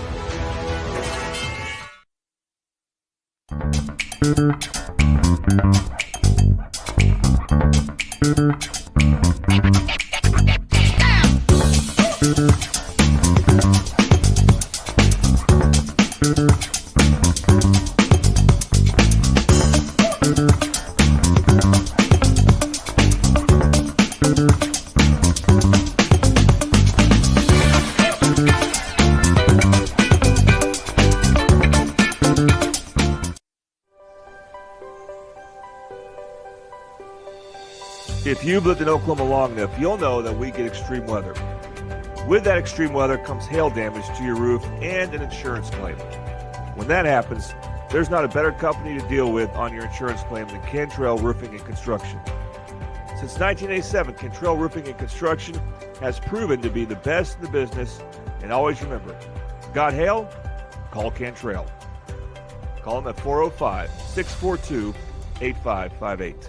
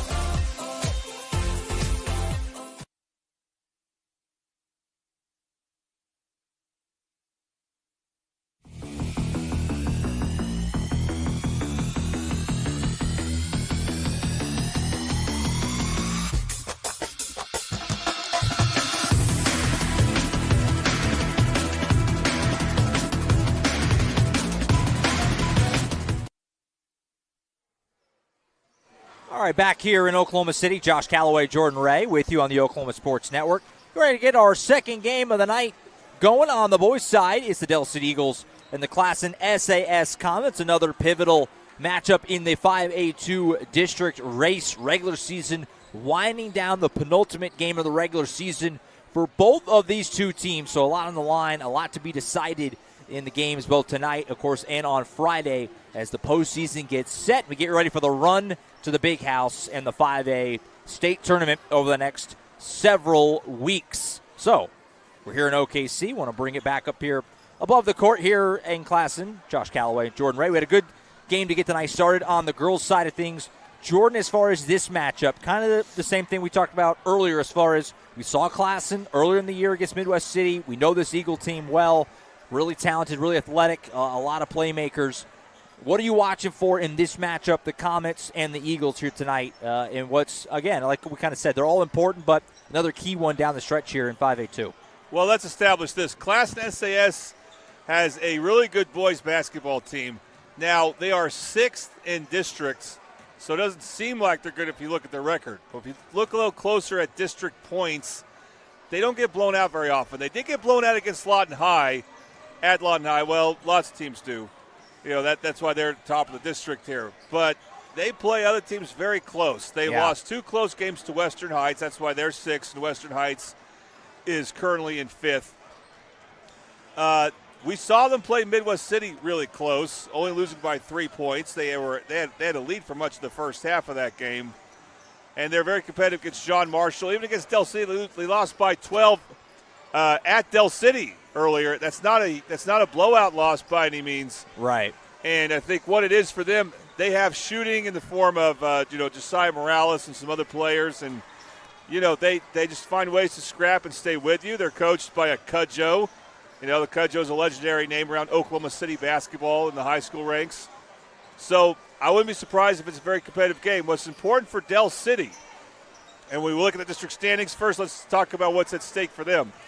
So the girls won earlier to clinch a number 1 seed. They kind of had that anyway, but just an outright district title. Right. Del City with a victory here will clinch a home district title. They'll clinch a top 2 seed. They could still finish 1 ahead of Lawton. They actually, Classen SAS, it's John Marshall, sorry, you could help them with that. John Marshall plays Lawton on Friday. But at the very least, Del City looks like they're going to host a regional again, and they've done it for at least 6 or 7 straight years. Not quite every year Coach Hatchett has been here, but almost every year, as he's gotten to state every year. Right. And so they will clinch if they have that. For Classen SAS, it's very unlikely they would catch Western Heights because Western Heights has a tiebreaker on them, but I guess there's still an outside shot at that because it's just a 1-game lead for them. So they could climb up to the 5th spot if they can win twice more and 2 Western Heights defeats. But as much as anything, you just want to get to where you're playing really good basketball, and for Del City, that's on offense right now. We know they're a great defensive team. Can they generate good offensive possessions in the half court? They've had shooting problems.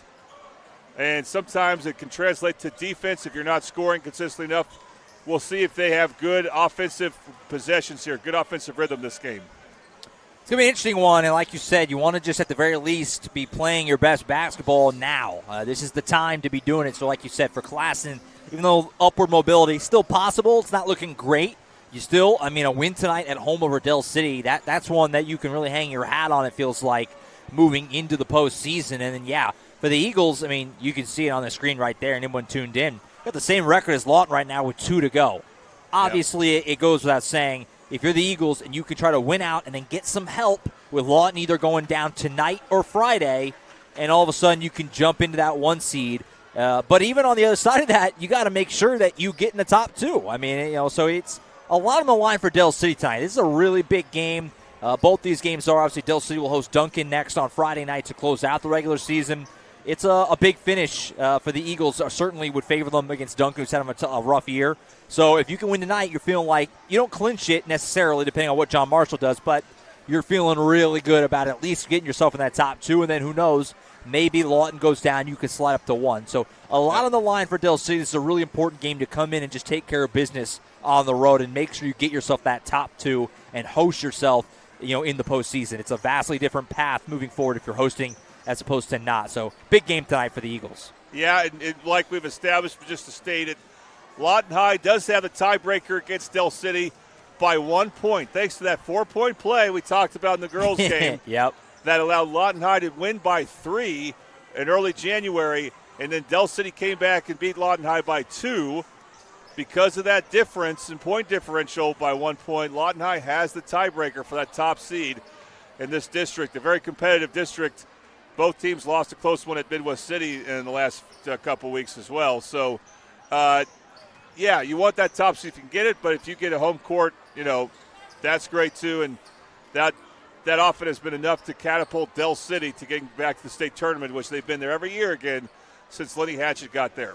And, of course, the state champions of a couple of years ago in 2023, I guess that was, with, of course, Brandon Garrison leading the charge on that squad. Midwest City got in and won it last year, and we'll see if the Mid-Del train can keep rolling this year. Eagles certainly trying to do that and certainly feel like they have a team capable of it.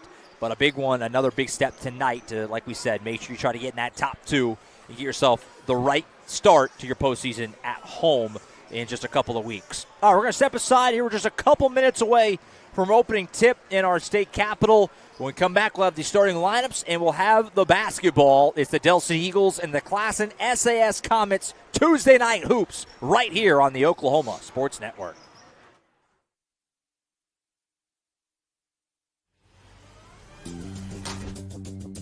Whataburger, please print back the Monterey melt. Print back. Okay, yeah. Message received. We're printing it back.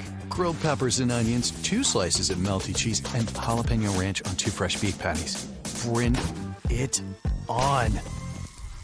The Whataburger Monterey melt is back. We brunched it all right. What a burger! College is more than just going to class. College is a journey. It's meeting new people and making new friendships that will last a lifetime. It's learning from professors who care about you and your success. And finding out it can be really fun and rewarding. It's discovering that thing you want to do for the rest of your life. Cameron University is all about helping you grow and succeed. Because your success is our success. Have you ever seen an insurance commercial and asked yourself, are they really telling me the truth? Well, guess what? They're not. Somebody runs a red light, and you think all of a sudden their insurance company's going to be all neighborly about it? Insurance companies aren't in the business of saving you money. They're in the business of keeping your money. So remember, save our number in your phone so when tragedy strikes, Call Rob and Will.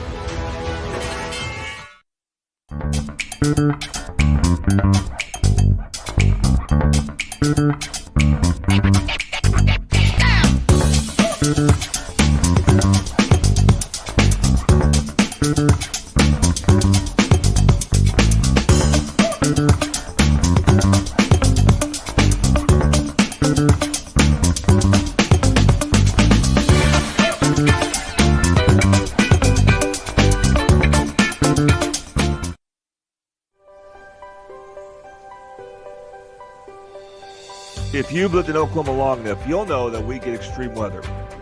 With that extreme weather comes hail damage to your roof and an insurance claim. When that happens, there's not a better company to deal with on your insurance claim than Cantrell Roofing and Construction. Since 1987, Cantrell Roofing and Construction has proven to be the best in the business, and always remember, got hail? Call Cantrell. Call them at 405-642-8558. The Honey Butter Chicken Biscuit at Whataburger, available from 11 p.m. to 11 a.m. Only it's not that time right now, so it's not available. Instead, we must sit here until 11 p.m. watching footage of the flaky, crispy, buttery goodness that is the Honey Butter Chicken Biscuit. Once again, our desires are denied by, ooh, look, the Honey Barbecue Chicken Strip Sandwich. That'll hold us over till 11 p.m. What a burger.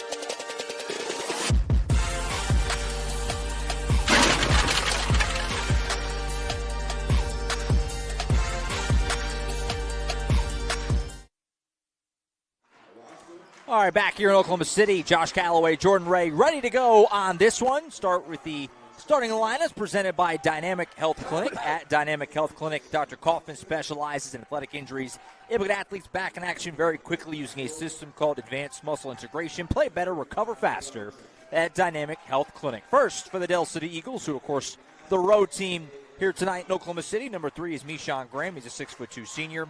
Number 5, Kamans Shaw is a 5'10" junior. Number 10 is a 6'1" senior, Deshaun McAllister. Number 24, Caleb Blackwolf, the 6'4" sophomore, transfer from El Reno. And number 35, Tavon Johnson, the 6'4" senior, rounds it out. The Eagles are, of course, coached by the great Lenny Hatchett. Classen SAS home team with a light show here. Starting 5, number 0 is Amonte Montague. He's a sophomore guard. Number 1, Evan Gunn is a junior guard. Number 2, Josiah Morales is a sophomore. Number 4, Triton Wallace is a senior guard. And rounding it out, number 12, Jaden Wilson is a sophomore.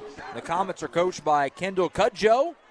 Coming to play tonight at 10-11, 4-8 in district play. Del City 14-7, 10-2 in district play. The Eagles are in the road black uniforms tonight with black with the white trim script Del City on the front, numbers on the front and back. Classen in the home whites with the logo on the front and the blue numbers on the front and back. Ready to go on this one. Glad to be with us on a Tuesday night. Had a girls game earlier that was really competitive at the half, and then Del City just kind of ran away with it in the third quarter. We'll see what we get on the boys' side tonight as the Eagles and Comets do battle here on OSN. You see that Meshawn Graham's actually the one who jumps center for Del City, not Tavon Johnson or Caleb Blackwolf. And Graham showed he could jump when he had a heroic block shot at the end of regulation against Midwest City a few days ago. Wasn't enough for the victory, but it was a spectacular play. So Del City wins the tip. They're moving right to left. Our vantage point here above the court at Classen SAS. Glad to be with us Tuesday night basketball on OSN. First possession, Caleb Blackwolf strong to the rim and a nice tough finish. And he gets the Eagles on the board first. Just a good two-man game with McAllister and Blackwolf. Blackwolf, again, he's really a forward, and he can finish around the basket, the type of thing you saw, Josh, when he was playing real well against Midwest City as a freshman last year in the regional championship. Shot doesn't go for Klassen's first shot of the day. That was Wilson, but they end up getting the offensive rebound and getting a second chance opportunity. This is Wilson back with it again. He gives it out the right side to Evan Gunn. Montague now handles it. He's being watched by McAllister. Handoff, Wallace. Morales again. Classen trying to figure out where they want to attack this Del City defense here on their first possession of the night.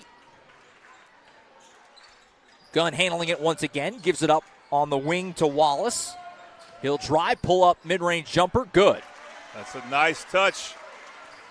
We'll see if Wallace can start making that with some consistency because, as you saw with that shot, it's hard to get all the way to the basket against Del City, but if you can hit the mid-range shots, that's your chance. Open look at a corner three for Blackwolf. Clackums. So our first Bobby Lewis three ball tonight comes courtesy of Caleb Blackwolf as he knocks that one down on the corner. That's bonus there. When he's an inside player, again, on offense for the most part, but when he can hit those outside threes, now he's cooking. Montague goes strong to the rim and finishes. Remember Montague from our broadcast against Midwest City. Very good ball handler. Good, strong finish at the rim there. He went right at Tavon Johnson. We'll see if he tries to keep doing that, attacking Johnson on the perimeter. Strong finish to the rim here with the left. Couldn't get it to fall. Was Shaw. Did all the right things, but ball didn't roll home. Leads to a fast break. Open look at a three for Wallace. Back iron, no. Shaw rips down the board for the Eagles and start the break. Del City leading by one. Swing it up to the top. McAllister almost slipped there, able to keep his footing. Right side, Graham. Kick back out. Blackwolf hit one a moment ago. Instead, this time he'll give it up. McAllister now goes strong to the rim and just slipped out of his hand there, I think, and it'll be a turnover. When Jay Sean McAllister attacks the basket, it looks good at first. But then when he has to collect the ball and finish, it could be an adventure, and he's just not that efficient. And he's such a good athlete. It's a big deal for Del City if he could start to improve on that. But not a good start there. We'll see if he tries to attack the basket again. 1-point lead for the Eagles. Classen handling the ball. Morales has it. Bounce pass underneath to Gunn. Almost lost it. Able to get it back. Shaw guarding him close. Kicks it out to Montague. Far pass to Wilson in the corner. He'll drive the baseline. Graham not giving him anywhere to go. Jump step. Pump fake to get him in the air. And then missed the shot. Did the right thing, but didn't finish it. Eagles have it back. Leading by 1. Graham all the way to the rim. And he's fouled. So Graham and McAllister are the two really good athletic guards who can defend. They've had scoring issues. The scoring is on the perimeter for Del City has been done by Shaw, and then when he checks in, Jayden Johnson. They need those two defensive athletic guards to start scoring with some efficiency, so this is good for Michon Graham to get to the basket, to get to the free throw line. First trip to the Tooney Buys Houses charity stripe tonight for either team. Tooney Buys Houses, we buy homes in any condition. If you or someone you know needs to sell a home for any reason, please call today for a cash offer, 405-931-3046. Graham hits them both. So the Eagle League goes back out to 3. As Gunn brings it down the floor for the Comets. Wallace being guarded by Black Wolf. Pass underneath. Is deflected out of bounds by McAllister. Will stay down here. Really good backdoor play by Classen SAS as Morales made a really good cut. But McAllister is the type of defender who can close out on that cut. And when you look like it looks like you haven't beat, you don't. He recovers so well. Spin move. Montague blocked by Johnson. He just gobbled up that shot. Didn't fall for that spin. Held his ground, got the block. Graham behind the back dribble.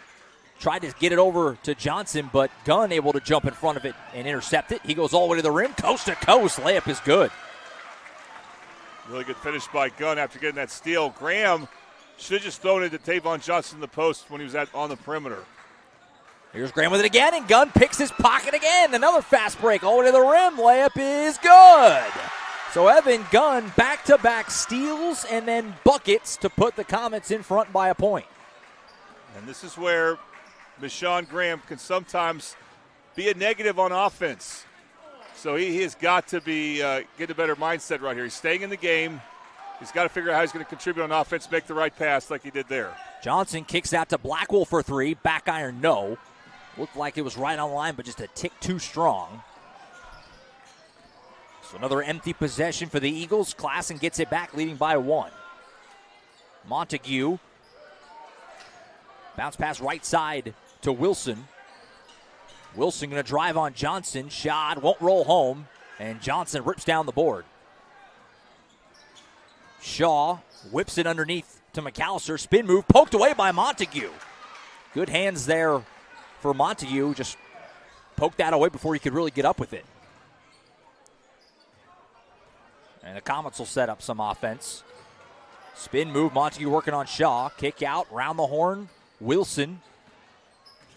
Bounce pass Wallace, pump fake to get Johnson in the air, but then Tavon Johnson was able to recover and get the block. Eagles now with it. Shaw for 3, Clackham's. He's the one starter that can really heat up from three-point range. Come on, Shaw. And we'll see if that gets him going. It's a Bobby Lewis 3-ball, second of the first quarter for the Eagles. And they're back ahead by a deuce, 10-8. The other guy that can heat up for Del City, as we saw, made 3 there. My goodness, Morales from way deep knocks that one down. And Classen leapfrogs back in front by 1. I was going to say, the other guard who can get it going for Del City from deep is Jayden Johnson. He's about to come to this game. Morales almost had his heels on the logo, which is not a big half-court logo. That's kind of a wide statement when you say from the logo. As a travel there from Black Wolf, that was from way deep, and now a turnover from the Eagles. And we'll get a couple of subs. McAllister and Graham out into the game for Del City. Number 11 is Jayden Johnson, as Jordan mentioned. Also in number 22, Marquise Fleming, the 6'3" freshman, getting some first quarter run here. So this may be better offense for Del City. We'll see if they can take advantage with some good half-court possessions. They now have better shooting in. Gunn handles it. He That's walks. a travel, yep. Made the shot, but they're going to say move the feet first. So a turnover by the Comets. Eagles get it back. Tavon Johnson's a big man, but he can move his feet pretty well. Mm-hmm. And he's been tested this first half. He's held up pretty good defending the perimeter. Shaw going to explode toward the rim, and he just outran Wilson all the way to the rack and finished it. You know, you'd think Class SAS would be talking and saying, hey, he's left-handed, he's left-handed. Yeah. But they act like they don't know yet. And then that's just Kamon Shaw's, that goes to his credit. Wallace handling the ball for the Comets here. Tried to do a step back at the elbow, but Black Wolf just didn't give him anywhere to shoot it from. Wilson, wild shot, won't go here. Rebound tipped out. Black Wolf has it. Lead to the break. This is Fleming. He'll go all the way to the rim. Can't get it to roll home. Rebound pulled in by Gunn. Gunn from the free throw line. Won't roll home. So a couple empty opportunities here for both teams. Johnson now handles it for the Eagles. Fleming had a good drive earlier. He's got to use the backboard, though, when he goes up for that shot. Shaw on the wing to Johnson at the high post. He'll drive. Got it to bank home, and are they going to give it to him? Yes. They are. They're going to count that one and the foul for Tavon Johnson. Look at that, the instant replay. Super Subs instant replay, I should specify, as Johnson gets it to fall, and he'll go to the line and try and make it a three-point play. Well, Tavon Johnson, you know, he has really good moves, facing the basket, pull-up jump shots. He's not as much of a back-to-the-basket player. Well, he's got the size to score on just about anyone in 5A. As you're going to see Damarian Turner check in for defense. And then Graham will come back in also for more defense to keep Black Wolf out of foul trouble. Del City doesn't have a foul in this first quarter. Classen only has a couple. Into the game for the Comets. Number 3 is Michael Dugas, sophomore guard. He just lost the handle on the ball. Leads to a turnover. Fleming now, other side. That won't go. Rebound. What a port for Graham, and he puts it back.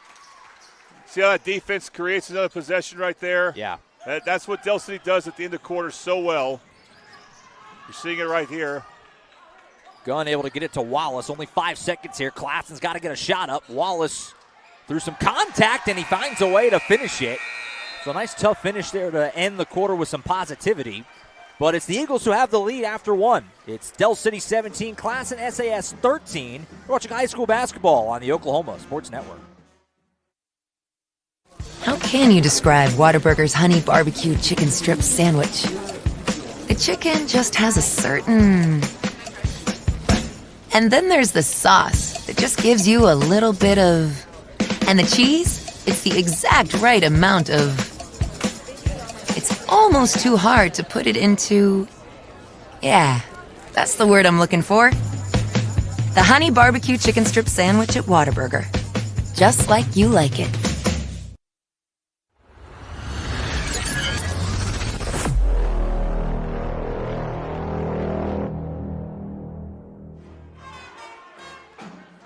Back here in Oklahoma City, Josh Calloway, Jordan Ray, getting ready for the second quarter. That first quarter zipped by so quick, didn't get a chance to thank our first quarter sponsor, which is Scrambled. We started the game the way you should start your day, with Scrambled. For breakfast or brunch, try their chicken and pancakes, deep fried French toast, 1742 Northeast 23rd Street in OKC. Call them at 405-900-5972.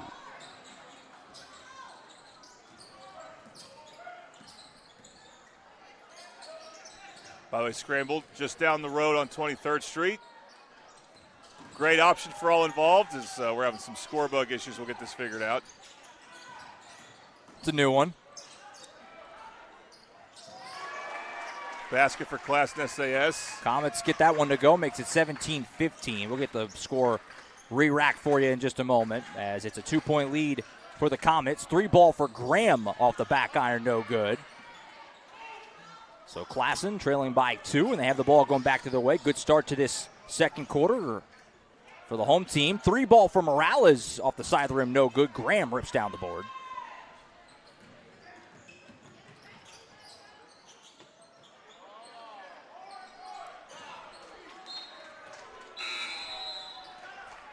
Air ball for Del City. They don't have their best shooters in now. They have Jaden Johnson still in. But they got other guys who've struggled from the field.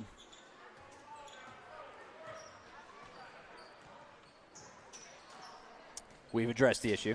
So we're back on track with the score. That was an adventure there.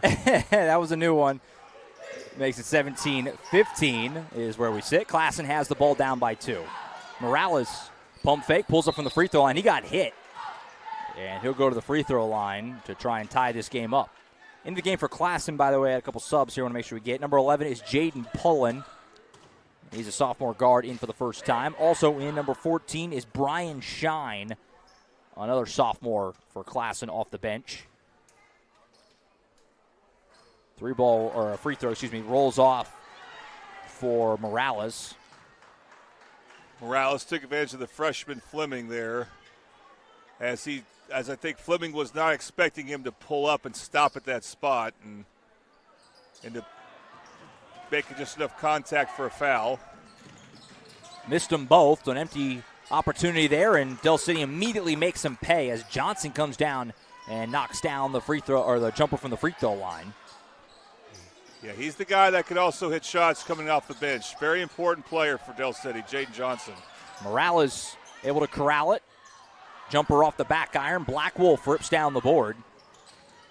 The Eagles have it back, leading by 4. This is Turner giving it to Johnson. Johnson off a screen from Black Wolf. Swings it up right side, Graham. Mid-range jumper, can't get the roll. Black Wolf ripped down the board, but we have whistles before the shot. It'll be a foul on Classen. I have a break for Classen. If Black Wolf had a clean rebound there, he's probably scoring. He's a beast inside, as you can see right there. Wow, inbound goes right to Fleming, who puts it in. He just caught his defender napping. Looked like Shine just simply wasn't ready. And Fleming gets a little easy alley-oop lay-in. And the Eagles lead goes back to 6. I got Fleming and Black Wolf confused, but same result for Del City. Right idea to try and slip underneath to Shine, who was all alone under the rim, but a couple of Eagles crashed on it, forced a turnover. Johnson 3 won't go. Fleming, though, the rebound. Stick back, that'll go. That's a freshman right there making a good play for Del City. Great sign because they don't have many non-seniors on this rotation, but Fleming is one of them. So Del City just kind of out-physicaling, if that's a word I can make up on the fly right now. Yep, I'd use it. As they're just kind of bullying Class in the last couple of minutes. This has been a good offensive game so far for Del City. That's their question mark. It's not their defense. It's their offense. And what we've seen is some timely shooting, but also players inside, whether it's Black Wolf, Tavon Johnson, or in this case Fleming, have been making plays for them. So they've had balanced scoring, not just balanced as far as number of players scoring, but different spots on the floor. Make sure we thank our second quarter sponsor, which is Buffalo Wild Wings. Buffalo Wild Wings, 5500 Tinker Diagonal in Del City. Buffalo Wild Wings offers buy one, get one wing deals every Tuesday and Thursday, so be sure to check out B-Dubs. Buffalo Wild Wings in Del City. 8-point lead for the road team here as Classen handles the ball. This is Dugas trying to slip it to Shine, but another turnover. Leads to a fast break. Johnson Euro step. That was pretty, and he lays it in. Yeah, Jaden Johnson's offensive skill, very underrated because he doesn't start. Yeah. But, again, he can take over games with his scoring ability, both attacking the basket and shooting-wise. Morales another deep 3. This one too strong. Rebound, though, comes out to Dugas. Second chance for the Comets, but another turnover trying to slip it underneath to Shine. They've done that a few times. Every short pass, every dribble in the paint or around the paint, every bounce pass, Del City's making a play on it. Yeah. They're showing really good footwork here. It's just a tough team to score on in so many different ways. Coach Cudjoe gets a couple starters back in, including Montague, who forced that turnover there. Scooped up Dugas, fast break, and he just booted the layup. He was right there at the rim and missed it. I think it's going to be a turnover, yeah. They're going to say a travel. Fleming took off. But that's just tough for Dugas and Class SAS. If you can't score in transition against Del City, when are you going to score? Yeah. And Del City's been playing good defense with probably their best defensive guard, Deshaun McAllister, on the bench. He's now back in. Yeah, he replaces Fleming. Coach Hatchett talking to Fleming after that travel. So like you said, Fleming, a young player, just a freshman. You can see the excitement around him. A little bit of flashes. Well, the whole career in front of him. As Wallace handles it for Classen. They've been cold offensively in this quarter. You got to get something going. And that's not going to help. Turnover. Fast break. Nishan Graham going all the way to the rim. Can't get the layup to roll home. Somehow ends up getting his own miss, though. And Del City gets a second chance. That's something's got to get better from Graham. We have a turnover. Montague now out in front, and he missed the dunk. Didn't quite get high enough. Rebound, though, is pulled in by Wallace. His shot won't go. Montague, though, gets on the board. He's blocked from behind by Black Wolf. And it'll stay down here. Boy, Classen, they're just not doing enough offensively right now to have booted not one but two right at the rim, a layup and a dunk. Yeah, again, they're in a big struggle now. They have not scored this quarter because they can't take advantage of the few good shots they get.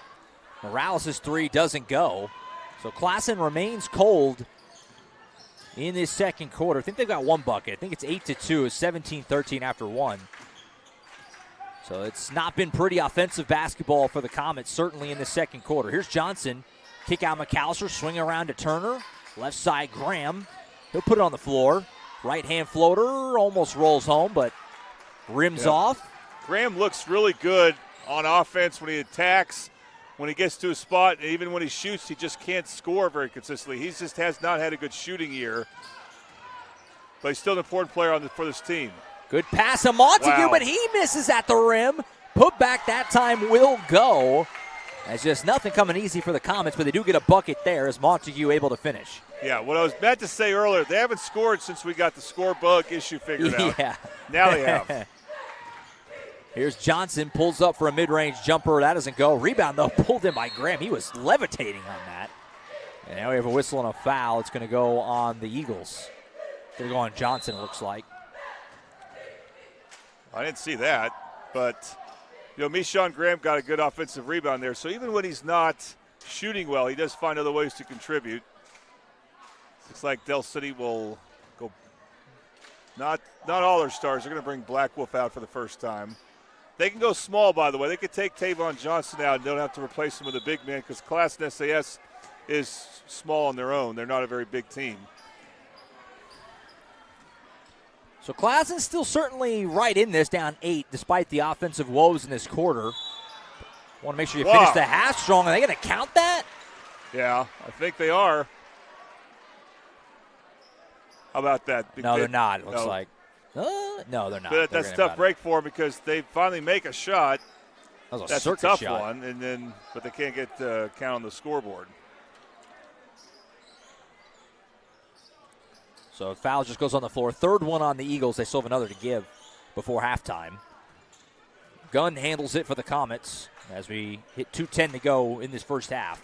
Morales going to fire away from deep again. This time he's got it. Clackums. We saw against Midwest City, Morales has a lot of range. He does not need to be rushed for the ball from one player to the other.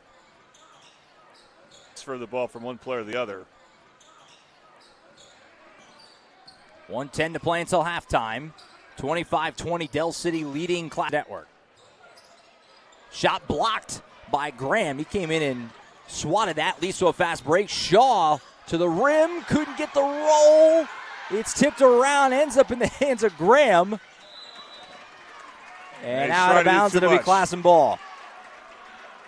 So now it's Del City that's having trouble making some layups, so you're going to see Caleb Blackwolf back in. Maybe, he's about to come in. Not yet. And Graham was trying to do too much there. And again, it's just important for Del City.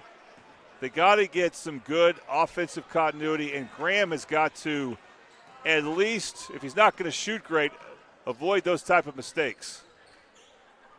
Final 40 seconds of the first half. 5-point lead for Del City.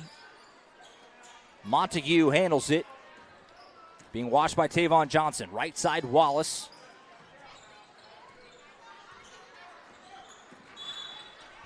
And a whistle and a foul on the Eagles here. That's their fourth, so that was their last one to give. It's a good foul by Graham. Take a gamble there. Maybe you get a steal if they don't call it. But now you got to know. You got to be aware. Gunn brings it up for the Comets. Final 20 seconds of the first half. Wallace being guarded by McAllister handles it. Ooh, that was almost a travel. Gives up left side to Wilson.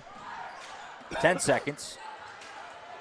Wilson swings it around in the corner for three. Morales from the rim, no good. Rebound ripped down Fleming. Got 2 seconds here. Graham going to put it up. I think this will count, but it doesn't go. That'll end the first half. So a cold end to the first half for Del City offensively. And it has their lead trimmed down to 5 as we head to the locker room. So we'll step aside. Del City with a 5-point lead at the end of 2 quarters. Jordan and I will wrap up the first half. We'll check out some other scores around the state tonight on another busy Tuesday night in high school basketball. We'll get you all set for the second half. Del City leads it over Classen SAS 25-20 at the end of the first half. Halftime report up next right here on the Oklahoma Sports Network.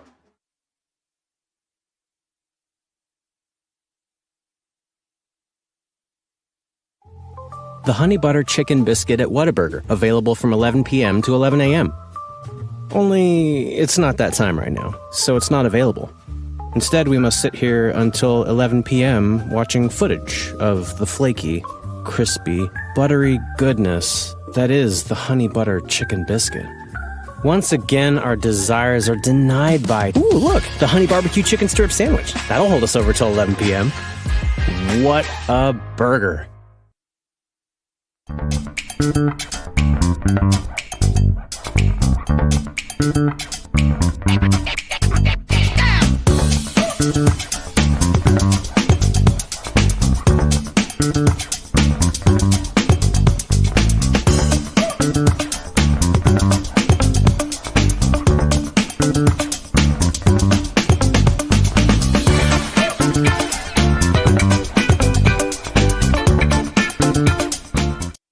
College is more than just going to class.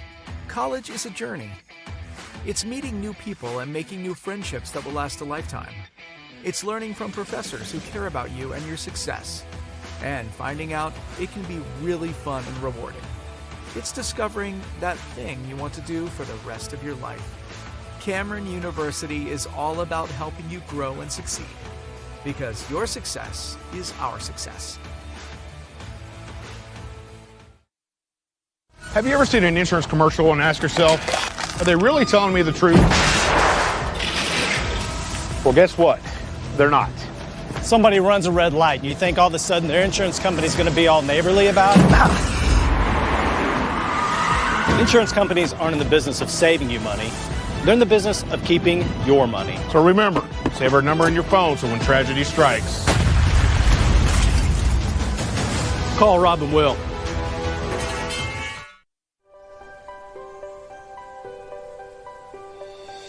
If you've lived in Oklahoma long enough, you'll know that we get extreme weather.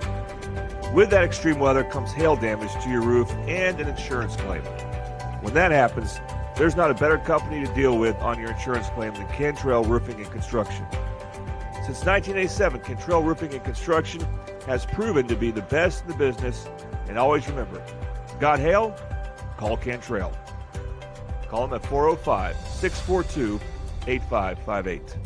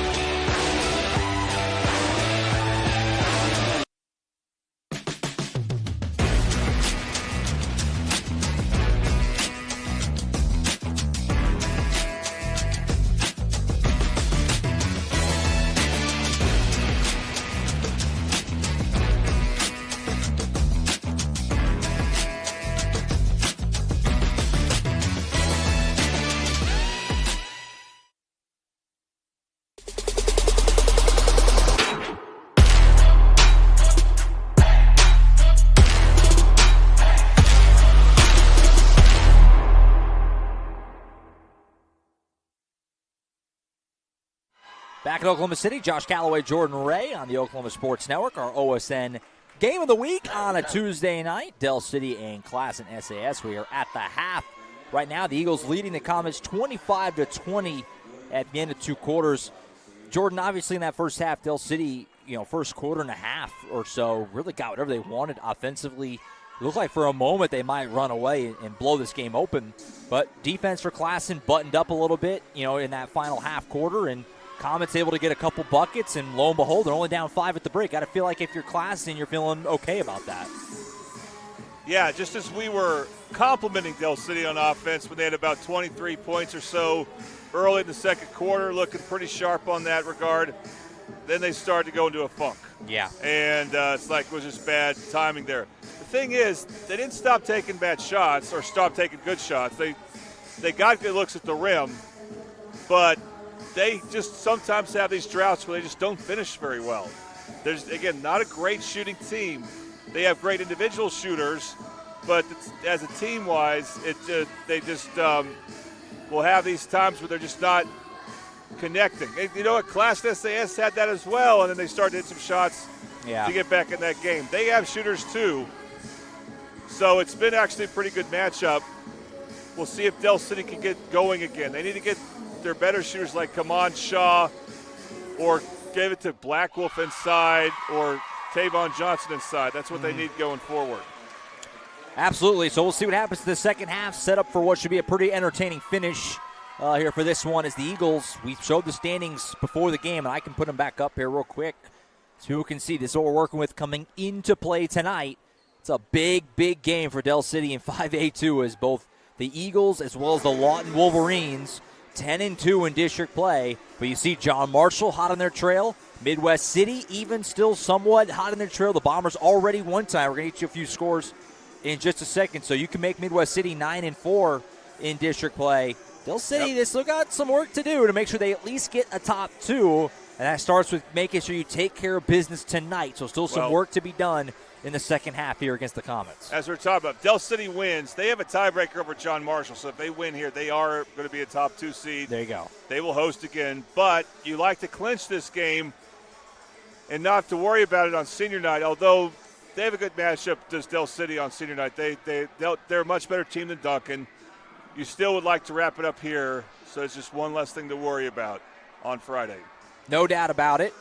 No doubt about it. So Del City's up by 5 here in our game. As far as some other scores across Oklahoma tonight, obviously another busy night of high school basketball as the regular season winding down in every class. This district is going to finish up on Friday. There will be still some 5A games next Tuesday. We kind of talked about that a little bit earlier. Carl Albert, one of the teams that will be in action next Tuesday. So there's still some work to be done, some business to take care of, but obviously the regular season winding down in every class to get ready for the postseason. In 5A, some other scores tonight. I mentioned Midwest City were winners over Altus, 61-48 in that one. El Reno right now leading Lawton Mac, but it's a good one, 35-30 at the break there. So that's a very competitive and interesting game at the half out there in Lawton. If Lawton Mac wins that game by any chance, that's a shakeup. That will bring in a lot of chaos to that district, where a lot of teams there are not done playing until next Tuesday.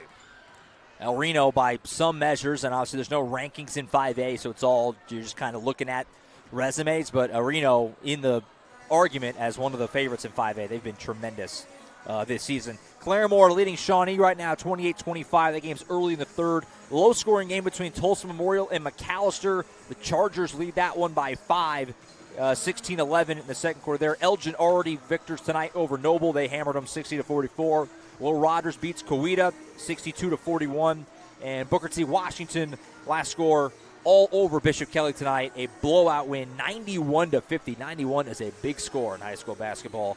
And that's what they put on Bishop Kelly. A couple of Tulsa schools going at it in that one. Obviously, Booker T, a team that we saw in the state championship game last year when Midwest City won that one. A program that's not unfamiliar to being there, and we very well may see down the road as well. So we'll step aside once again, 25-20, Del City leading Classen SAS. When we come back, we'll have the second half for you as the Comets try to spring a home upset. Del City tries to wrap up a top 2 spot in District 5A2. Don't go anywhere. Second half coming up next right here on the Oklahoma Sports Network. College is more than just going to class. College is a journey. It's meeting new people and making new friendships that will last a lifetime.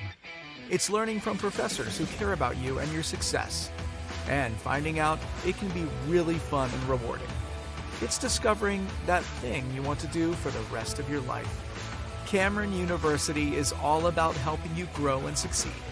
Because your success is our success.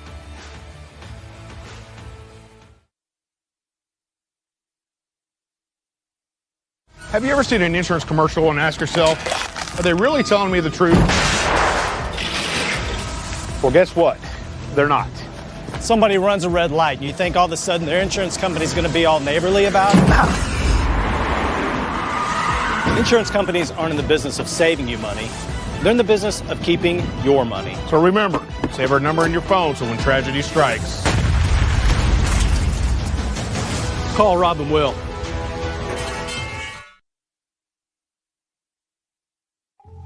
The Honey Butter Chicken Biscuit at Whataburger, available from 11 p.m. to 11 a.m.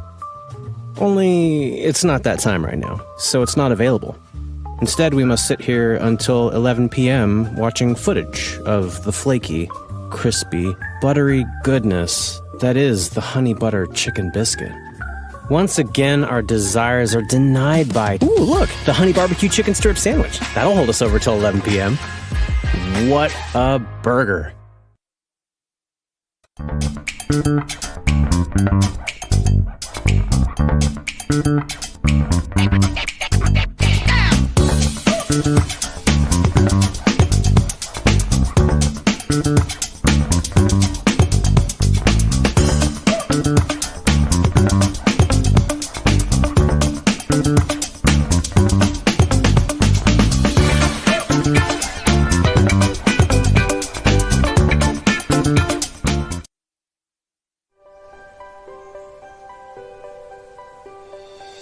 If you've lived in Oklahoma long enough, you'll know that we get extreme weather.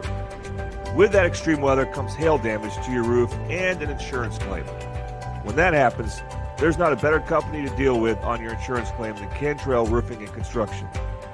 Since 1987, Cantrell Roofing and Construction has proven to be the best in the business, and always remember, got hail?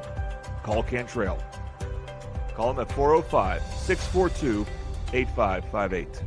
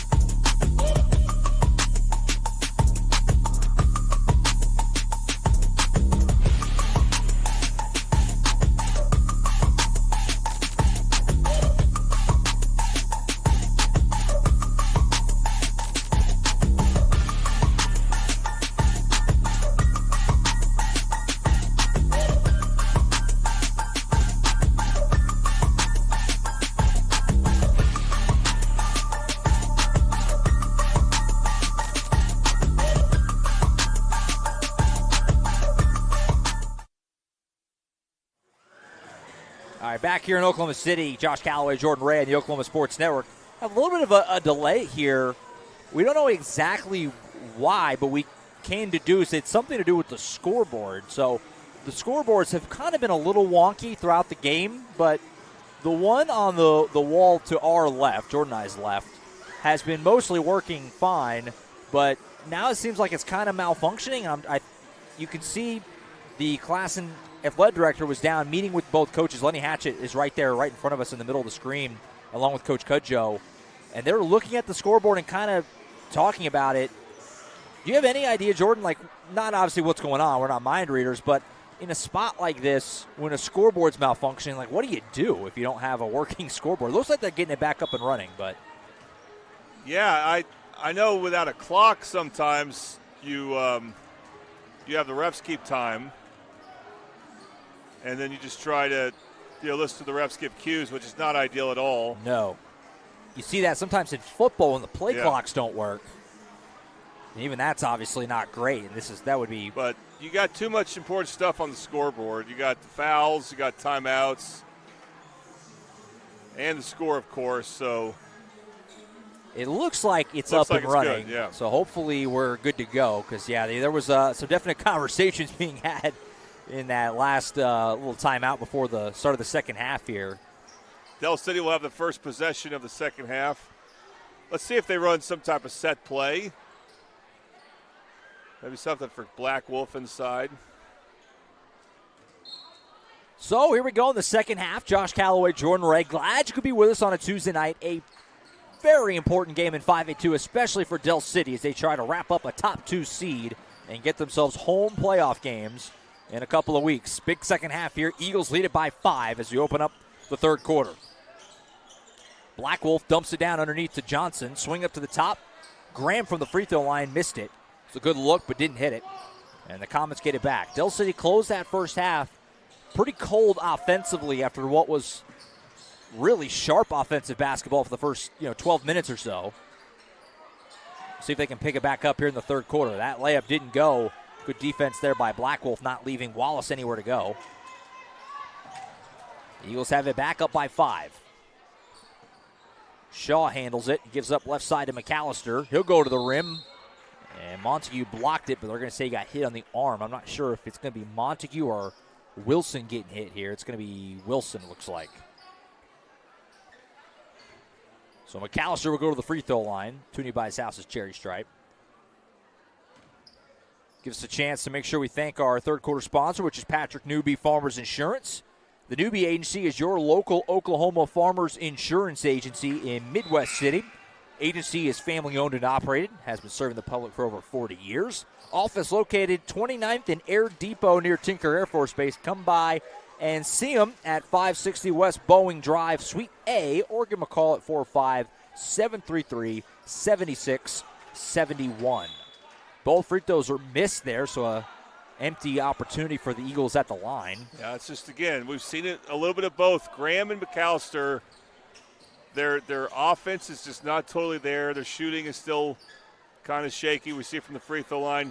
It's such an important thing for Del City that they start to have some consistency on offense because of how good they are on defense. Classen has it back, still down by just 5. They've kind of hung around, had that good finish of the first half to get it back within reason. Can make it a one-score game with a bucket. Tough shot here for Pullen, doesn't go. Interesting to see Jaden Pullen starting the second half for the Comets. Obviously came off the bench in the first half as a friendly roll here for Kaman Shaw gets the bucket to go. It's just a tough angle there, but he has such a nice shooting touch. It's a good trap. Pullen long throw across is caught by Wallace. He'll rocket it back out to Pullen. And he'll back it out and set up some offense for the Comets, who trail by 7. Montague drives down the lane in the corner. Good find to Gunn. Open look at a 3. Rims off. That was a good look. Didn't hit it. Fast break. Shaw all the way to the rim. Up and under. And it's good. That was slick.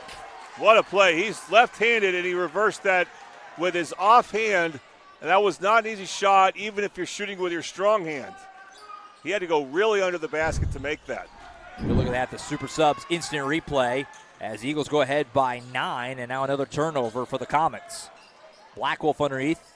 Kick out McAllister. Right side, Graham on the elbow.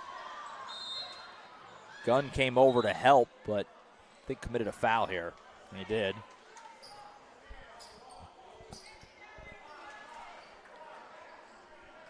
Second foul on Classen here in the third quarter.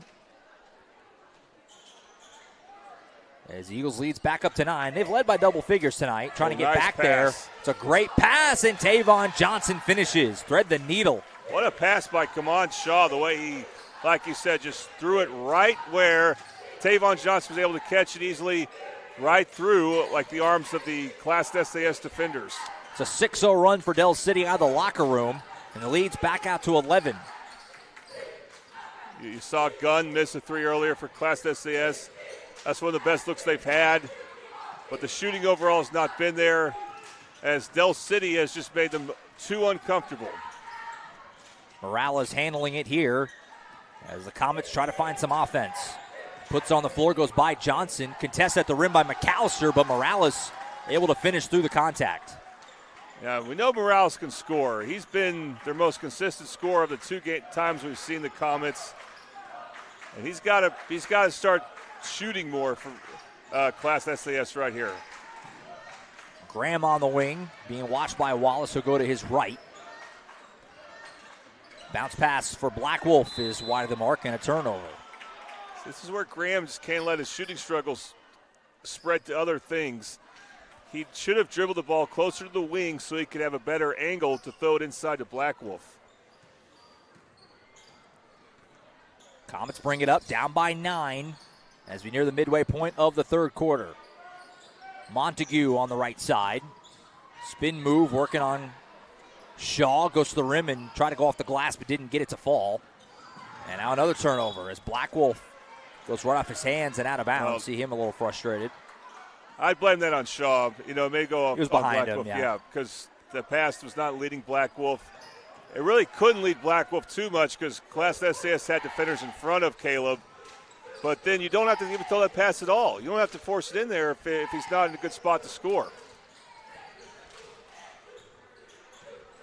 Classen brings it up, trailing by 9. Pulling way out near half court. Left side to Morales. Got to guard him all the way to half court, basically. The way he can shoot it, great range. Wallace puts on the floor, pull-up jumper from the elbow. Look, he slipped on the shot. Montague gets the rebound. Put back, will roll home. Well, you see that Del City's been trapping here. The key is when they get set off that trap, as Graham misses that shot, but look at Caleb Blackwolf. He's such a physical player. Yeah, Blackwolf just bullying in the paint there to pull down that board and stick it back. He's a sophomore, but he has the body of a sophomore, a college sophomore. But he's actually a high school sophomore. Lead goes back to 9 as Wallace tripped up again. It's going to be a foul on the Eagles, though. First one on Del City in the quarter. Well, I was going to say earlier, so Del City's trapping. The key now when you're trapping is, one of the keys is you get back, you rotate back, you got to be in position to rebound. We'll see again. This is an offense for defense type of sub. Jaden Johnson in for Jashawn McAllister. We'll see if that helps Del City on offense. Gunn with it for the Comets. He'll hand it off to Montague. He'll fire away on a long 2. Side of the rim, no good. Rebound pulled in by Tavon Johnson. Eagles start the break. Black Wolf going strong to the rim. Layup won't go. Montague able to pull down the board. So that type of finish, that's a little tougher for Caleb Blackwolf right now. 3 in the corner for Pullen doesn't go. Montague, though, skies in for the board. Kick out, Morales 3, Clackums. That's a big rebound by Montague and then a big find on the triple from Morales. Okay, when you're trying to defend to force turnovers like Del City does, sometimes you're out of position on the defensive glass, and that led to that three-point shot. And if you give Morales a little bit of an opening, he'll nail it consistently. So we got a timeout by Del City. 30-second timeout taken by Coach Hatchett with 2:22 to go here in the third quarter. I want to make sure we thank our instant replay sponsor. Used them a moment ago on that great circus layup from Kaman Shaw. It's Super Subs. Super Subs has chicken Phillies. Try the deluxe, the buffalo, or the barbecue chicken. Super Subs. So a little over 10 minutes left to go in this one. Again, the stakes tonight for Del City. You win and you clinch at least second place in 5A2, which would mean hosting playoff games in a couple of weeks. And obviously you still have a shot at winning the district outright if you can get the results to fall your way tonight and on Friday. So a lot on the line for Del City tonight. Yeah, Del City could win the district if they win out. So they got to win this game and then at home against Duncan on Friday, which they should do. Duncan in last place currently. Yeah. And then hope that John Marshall can go to Lawton and win. Well, John Marshall went to Midwest City and won by 18, so they could go to Lawton and win by a point. Tall task, but it's doable. So they're still, Del City's very much alive for a number 1 seed. But first things first, making sure you at least get the 2 spot as Johnson gets that bucket to go. And the foul. Tavon Johnson a chance for the 3-point play here. Again, he's not a low post back to the basket player. He's the guy who wants to find his spots around the high post or short perimeter. And just needs about dribble to get to his spot, and he moves so well. And it leaves you wondering, why doesn't he try to do that more often, talking about Tavon Johnson. Gets the free throw to roll home, so complete the three-point play, and that three ball by Morales to cut it to 6. Del City gets it right back, and it goes back out to 9. Poland, who's playing this whole third quarter for the Comets so far, draws a foul. Hand checking on Blackwolf.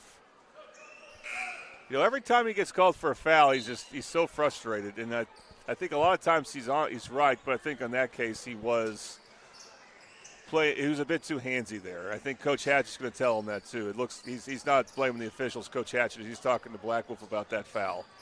So he'll come out.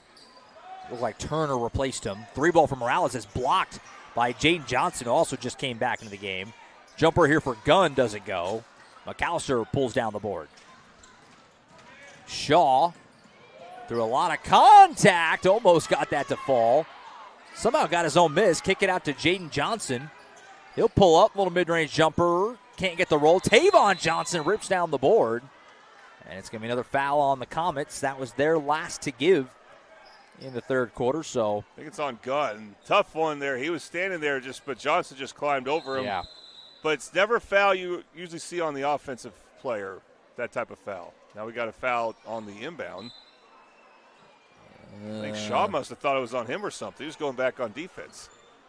Well, if it was on Classen, it should have been their 5th. I didn't see I'm not sure what that whistle was for. Yeah, Inbound goes right. to McAllister in the paint, and he sticks it home and the foul.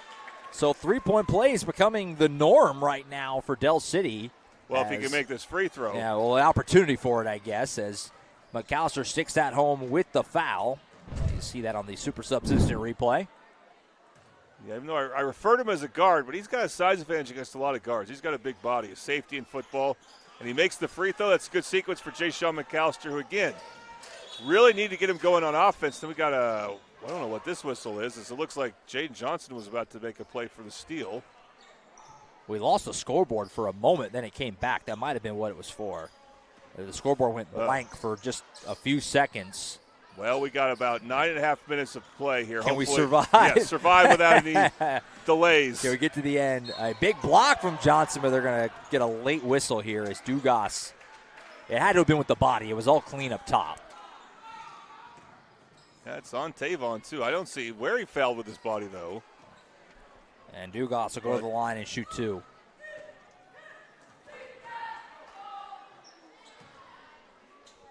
Classen SAS down 12. They need a spark. So they try to press if they make the second free throw, but not helpful to miss the first one. Well, first one offline for Michael Dugas, who was really quite good off the bench when we were here a month ago in that really competitive and entertaining Classen Midwest City game. Second free throw does roll home. Fleming back in for Del City, places Tavon Johnson. And yes, Classen SAS will show a press, but we'll see if it's actually, again, I talk about this, much of a press or kind of just a show and tell press. No, this is a press. They're trying here. They want that ball. Montague had him in the corner, but Fleming able to get rid of it. But now Turner, long pass ahead to Johnson, able to get it to him. So Del City gets through it. Final minute of the third. Shaw, left-hand layup from the lefty as McAllister gets the board. Put back, no. But another offensive rebound opportunity. They just lost McAllister here. Feeds it to Johnson, who cuts toward the rim and finishes. It's a good offensive sequence for McAllister. Yeah. He gets the end one, and then a nice assist there as he had his eyes up and ready for that pass. And Del City's got their biggest lead of the night right now at 13. With a timeout snuck in by Cudjoe as it's about to be a 10 count, I think. Didn't really like, where that possession was going. You're right. The 10 count was approaching. Another 30-second timeout. We'll stay here. 34.3 on the clock. Del City leading Classen 41-28. Appreciate everyone being tuned in on the Oklahoma Sports Network. However you may be watching, we're live on YouTube, as well as, of course, the website, oksportsnet.com, and our app, which you can find on both Apple and Android devices, also on Roku, Amazon Fire Stick, Apple TV. Lots of places and ways to watch the Oklahoma Sports Network. And we've got a lot of basketball still to come this season. Obviously, the postseason right around the corner, so now's the time to make sure you're keeping up with the Oklahoma Sports Network on X, on Facebook, wherever you choose, to make sure you are on top of all the latest broadcasts and what we have coming up. That's a fun time of year with the postseason right around the corner. Yeah, right now, El Rito up by 2 against Lawton MacArthur in the fourth quarter. Lawton MacArthur could pull that one out. That would lead to a lot of chaos and a very fun game potentially next Tuesday when El Reno goes to Carl Albert. That's going to be on OSN, right? I don't want to speak out of turn. Montague with the layup. Puts that one home. Good bucket there. Is that you and Tracy? Tracy Mussett slide in for that one? That is. Or is it Raymond? Okay, there you go. That'll be a fun one at Titan Fieldhouse next Tuesday, a week from tonight. 3 in the corner for Shaw. Left it short. Rebound Gunn. 5 seconds. Oh, it's poked away by McAllister. He's got time, lines up, fires, and offline. And that will end the third quarter. So Del City wins that quarter 16-10, and they hold an 11-point lead as we head to the fourth. Del City leads it over Classen 41-30. You're watching high school hoops on the Oklahoma Sports Network. How can you describe Whataburger's honey barbecue chicken strip sandwich? The chicken just has a certain... And then there's the sauce that just gives you a little bit of... And the cheese? It's the exact right amount of... It's almost too hard to put it into... Yeah, that's the word I'm looking for. The honey barbecue chicken strip sandwich at Whataburger. Just like you like it. College is more than just going to class. College is a journey. It's meeting new people and making new friendships that will last a lifetime. It's learning from professors who care about you and your success. And finding out it can be really fun and rewarding. It's discovering that thing you want to do for the rest of your life. Cameron University is all about helping you grow and succeed. Because your success is our success.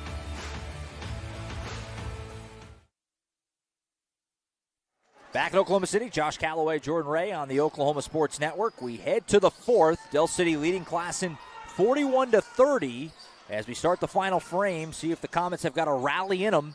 They try to get back in this one at home. Not a good start as Morales' mid-range jumper doesn't fall.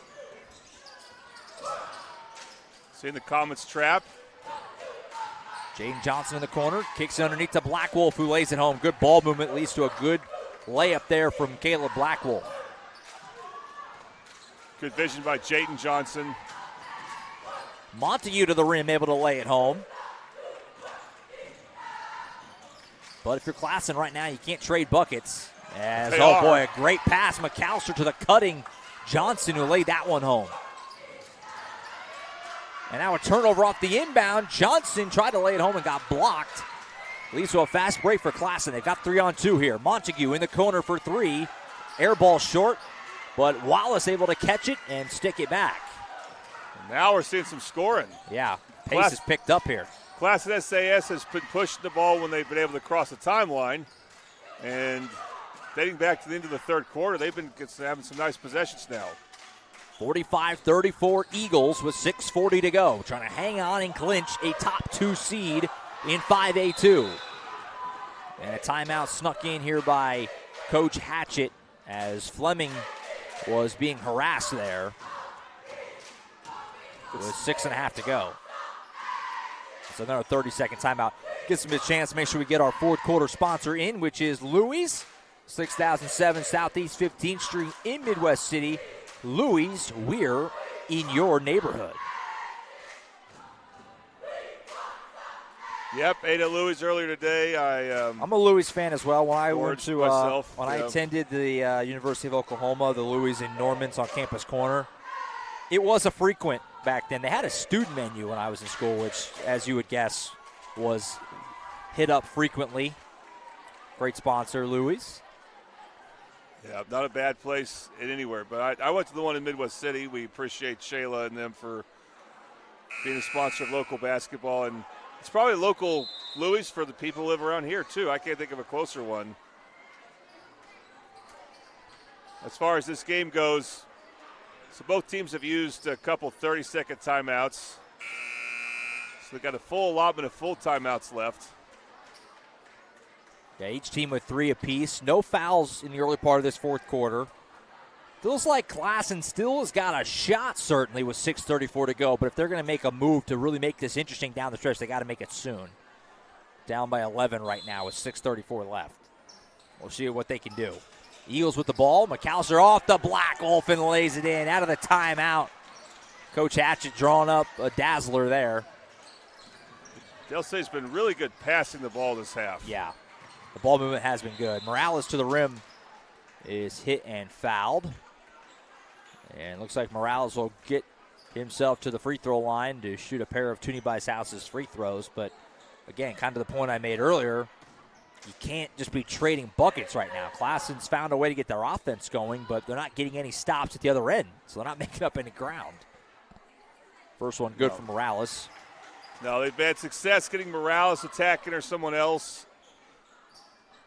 But yeah, it's happening while we're also seeing Del City really start to play good team ball and offense. Morales makes them both, so it's back down to an 11-point game again. 6:20 to go. Fleming gets the inbound. He'll bring it up. In the corner, Johnson. And he'll back it out. Give it up left side to Shaw. 11-point lead for the Eagles, trying to hang on and clinch a top 2 seed in 5A2. Jade Johnson on the floor. Left-hand layup is good. And the Eagles right now are just getting what they want offensively. Classen cannot get a stop. Jaden Johnson has so many offensive tools. Morales might have got hit in the eye, and they're going to stop this play to give him a moment. It looked like he got hit in the face. It looked like the eye, and he'll come out as Wilson will replace him. Morales has been Klassen's probably their best offensive player tonight, either him or Montague, so that's not someone you want to lose right now. Play resumes. Back in here, like I said, is Jaden Wilson. And he throws a bad pass. Intercepted by McAllister all the way to the rim, and he lays it in.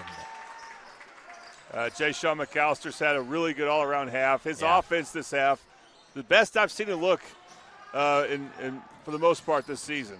Biggest lead of the night for the Eagles, but that's quickly taken away as Gunn finishes it through contact and the foul. Look at that on the super subs instant replay. Gunn able to put that home through the contact.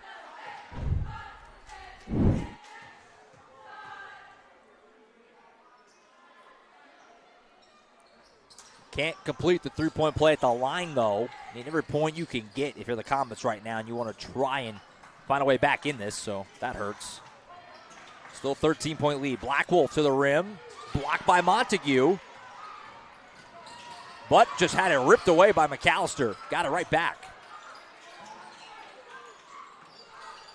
McAllister getting away from some contact. He'll go to the rim. Left-hand layup is good. That was sweet. Lead back to 15. Gunn gets it across half court. Feeds it off right side. Montague had to travel.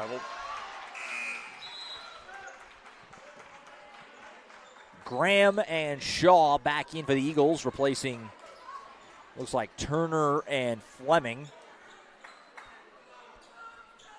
As Del City looking to put the finishing touches here, still with some work to do, but in good shape, leading by 15 with 4:44 on the clock.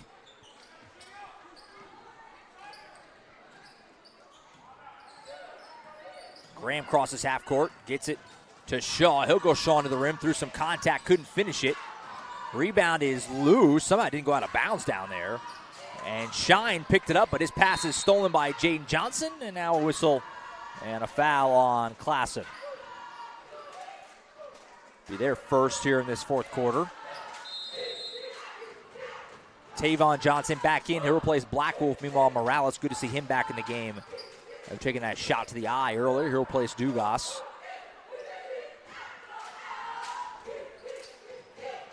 Just seen Del City play a lot more poised on offense than normal. Very good sign for them. Inbound to Graham. Lost the handle, but Tavon Johnson able to save it for him. McAllister, right side, Graham on the wing. Puts it on the floor, had it poked away by Morales. It's still loose, and Morales has got it. Fast break for the Comets. Bounce pass to Wallace. Blocked by Shaw. What a play. Tavon Johnson now to Graham, who lays it in. What a sequence for Del City there, and they lead by 17. Wilson, some good moves to the rim, but didn't finish it. Ball on the floor, and diving on it was Shaw, but he was touching the baseline, so it'll stay with the Comets down here. The pace of this quarter has been pretty amazing, but it's actually been Del City's advantage. Del City 14 points in this quarter, just a little over halfway through it. And another turnover as Del City gets it back, leading by 17, feeling pretty good about things right now if they can finish the job. Johnson, open look at a three, side of the rim, no good. Rebound pulled in by Wallace. Starts the break for the Comets. Pull it from the free throw line. Gets the roll. Classen's offense has picked up in this quarter, but unfortunately so has Del City's. Graham lifts that one short. Rebound is loose. Finally ends up in the hands of Gunn. Classen, scoop over to Wallace. Feeds it off to Morales. He'll fire away on a three. Left it short. Rebound is loose. Gunn able to save it. Still on the floor. Diving after it is Wallace. And a timeout snuck in, it looks like by Coach Cudjoe, to keep the possession for Classen with 3:02 to go. And it looks like this is a full timeout, so we'll go ahead and take it too. 3:02 left. Del City in control, trying to finish the job, leading by 15 on the Oklahoma Sports Network. How can you describe Whataburger's honey barbecue chicken strip sandwich? The chicken just has a certain...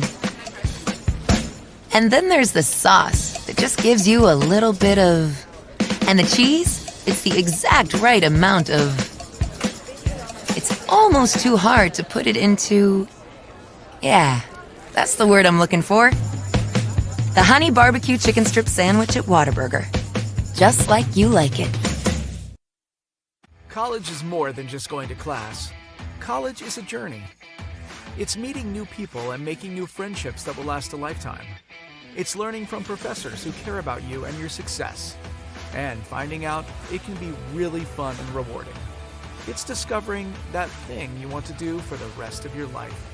Cameron University is all about helping you grow and succeed. Because your success is our success.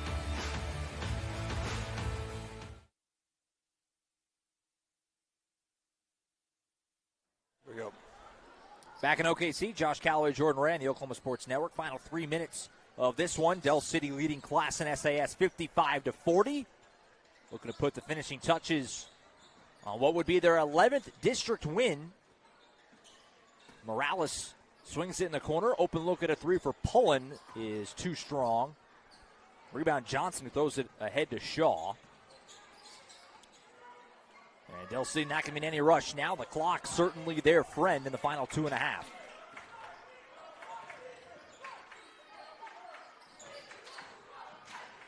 Graham puts it on the floor. Driving, kick out, open look for Black Wolf. Clackums.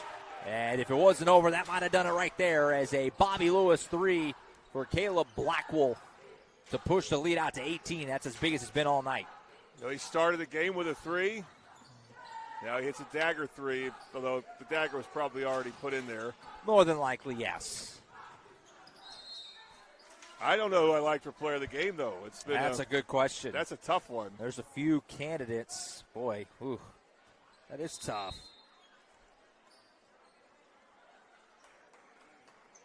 Yeah, keep mulling that. I think I have my name of who I would lean, but it's close. McAllister comes out. Nick Holmes, number 33, into the game for the first time. He's a 6'2" junior. Getting some action here in the final 2 minutes. Gunn for three. Front of the rim, no good. Shaw rips down the board. Graham on the wing.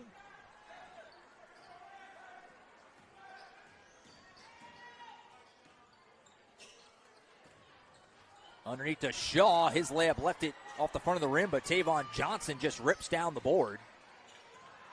And poked away. Pullen able to scoop it. Start the fast break, pulling all the way to the rim. Layup won't go. And Blackwolf rips it down. Long pass ahead to the other side. Graham to the rim. Layup good. Nice athletic finish by Michon Graham, showing he could really elevate when he needs to. Brian Shine, a good look at the rim here and puts that one home.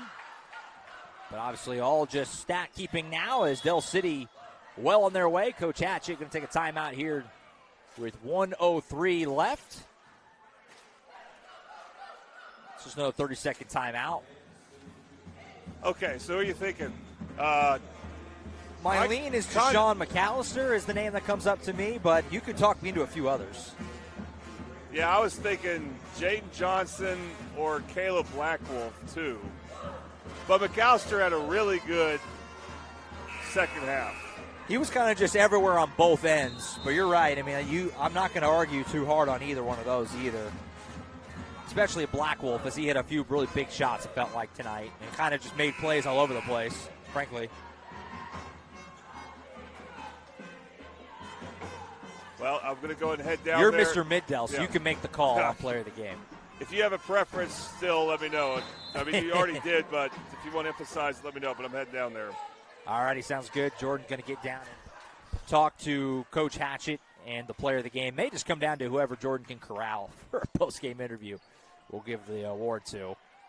As the clock running down, in what will be a win that will clinch a top 2 seed for Del City in 5A2. In the game for Del City 23 is Marcus Fleming.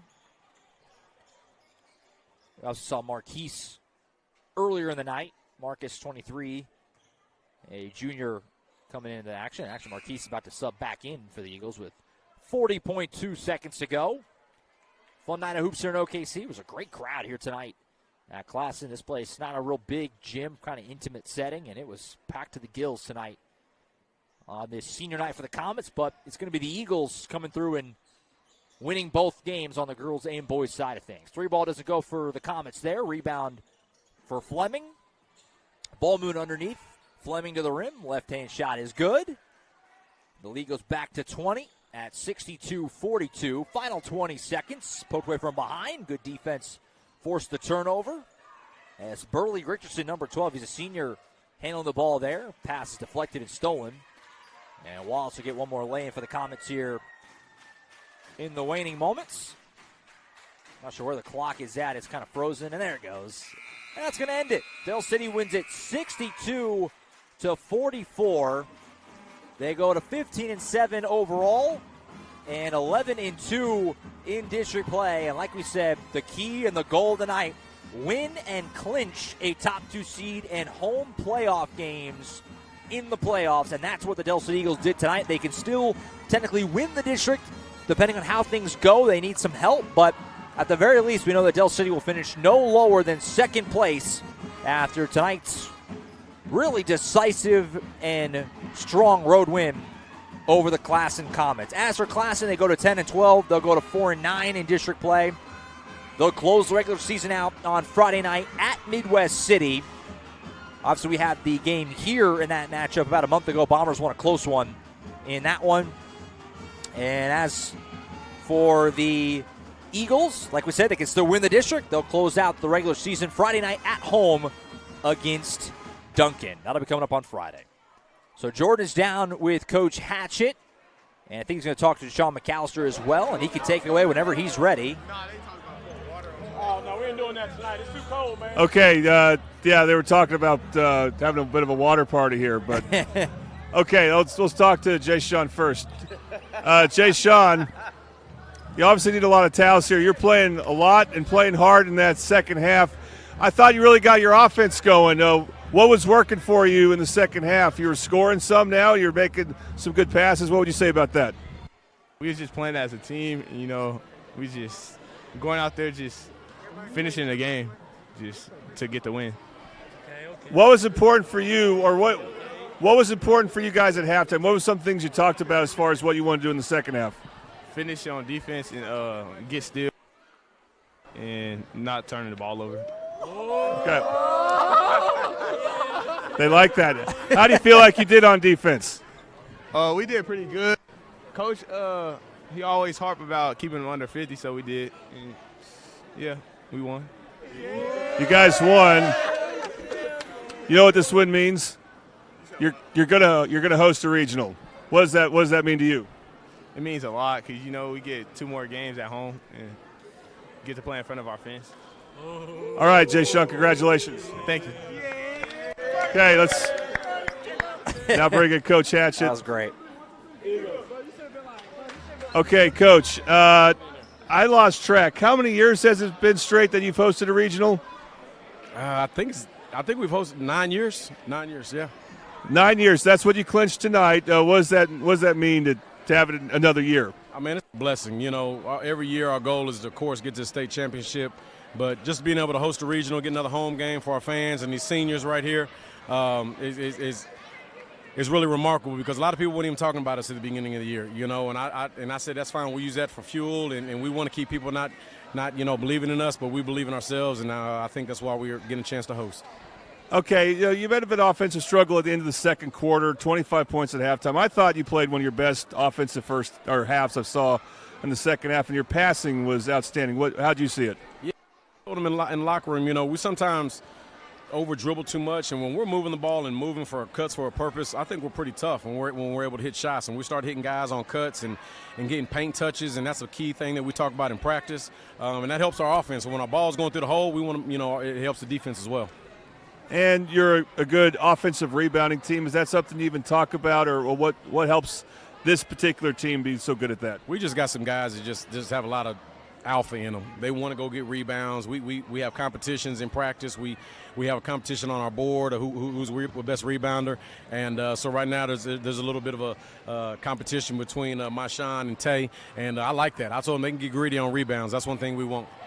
Okay, it's a virtual day tomorrow. I don't know how practice will look for you guys, but you got Duncan for senior night, and then a week before your playoffs start, almost 2 weeks. So what's it look like these next few days? This is like second year where you had that big of a break before you go into regional. So not that I want to use the word creative, but we got to make sure that we're getting good work done in practice, but also getting proper rest and focusing on our next opponent. And whoever that opponent is, we got to make sure we take care of business because it's not like you get guaranteed 2 games. You got to win that first one so you can advance.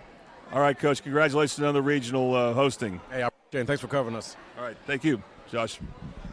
The great Lenny Hatchett, who, of course, runs an excellent and one of the most consistent programs year in and year out for Del City. They win tonight here by 18 points. They clinch, like we were just talking about with Coach Hatch. They're hosting a regional. Very, very cool as a dominant win, and they'll try and win the district still, depending on how some things go on Friday. They'll close out the regular season at home against Duncan on Friday. And you saw Deshaun McAllister. We had the graphic up, but I want to re-articulate. Triple Elite Screen Printing Player of the Game was Deshaun McAllister. You just heard from him. Triple Elite Screen Printing. Find world-class designs and hot new styles at Triple Elite Screen Printing. Jordan has rejoined me up here at the broadcast table. Jordan, any final thoughts on this game for Del City? A really good effort. And, like you were talking about with Coach Hatchett, you did what you needed to do. You clinched hosting a regional, and it feels like this Eagle team, we'll see how far they can go, but they feel like when they play up to their level, they can go pretty far. Yeah, I think it's like I was talking about. Their concern that I had going in was on offense, not so much the defense. The defense will be there. Yeah. And they responded with a really good second half where they shared the ball real well, just made a lot of good decisions. Very positive sign for them going forward. Because that's the thing that they need to be more consistent at in order to make a run. But they can do it. They have the athletes and the players to do that. So very good sign for them going forward. No doubt, Del City gets the job done. It's a good week to be the Eagles, I guess. Right after the Philadelphia Eagles win the Super Bowl, you get the Del City Eagles, both girls and boys, keep on winning on the hardwood. And they'll close out the regular season against Duncan senior night on Friday before the attention can fully shift to the postseason and a run to try and get to the big house in the 5A state tournament. That's it for us tonight. Del City wins both girls and boys. We appreciate everyone being tuned in as always. The Oklahoma Sports Network continues to bring you lots of high school hoops. You've got a game on Friday, Jordan, right? Elgin at Carl Albert, yes. A couple OSN schools going toe-to-toe, so we still have more work to be done in the regular season, but The postseason is right around the corner. Just keep an eye out. A lot of OSN schools with some high aspirations this season, so I'll try and be with you every step of the way as much as we can. We know we will on the Mid-Del side, of course, as always. That's it. Del City beats Classen 62-44. For Jordan Ray, I'm Josh Calloway, signing off from Oklahoma City, where the Eagles clinch a top 2 seed in 5A2. Good night, everybody, from Oklahoma City.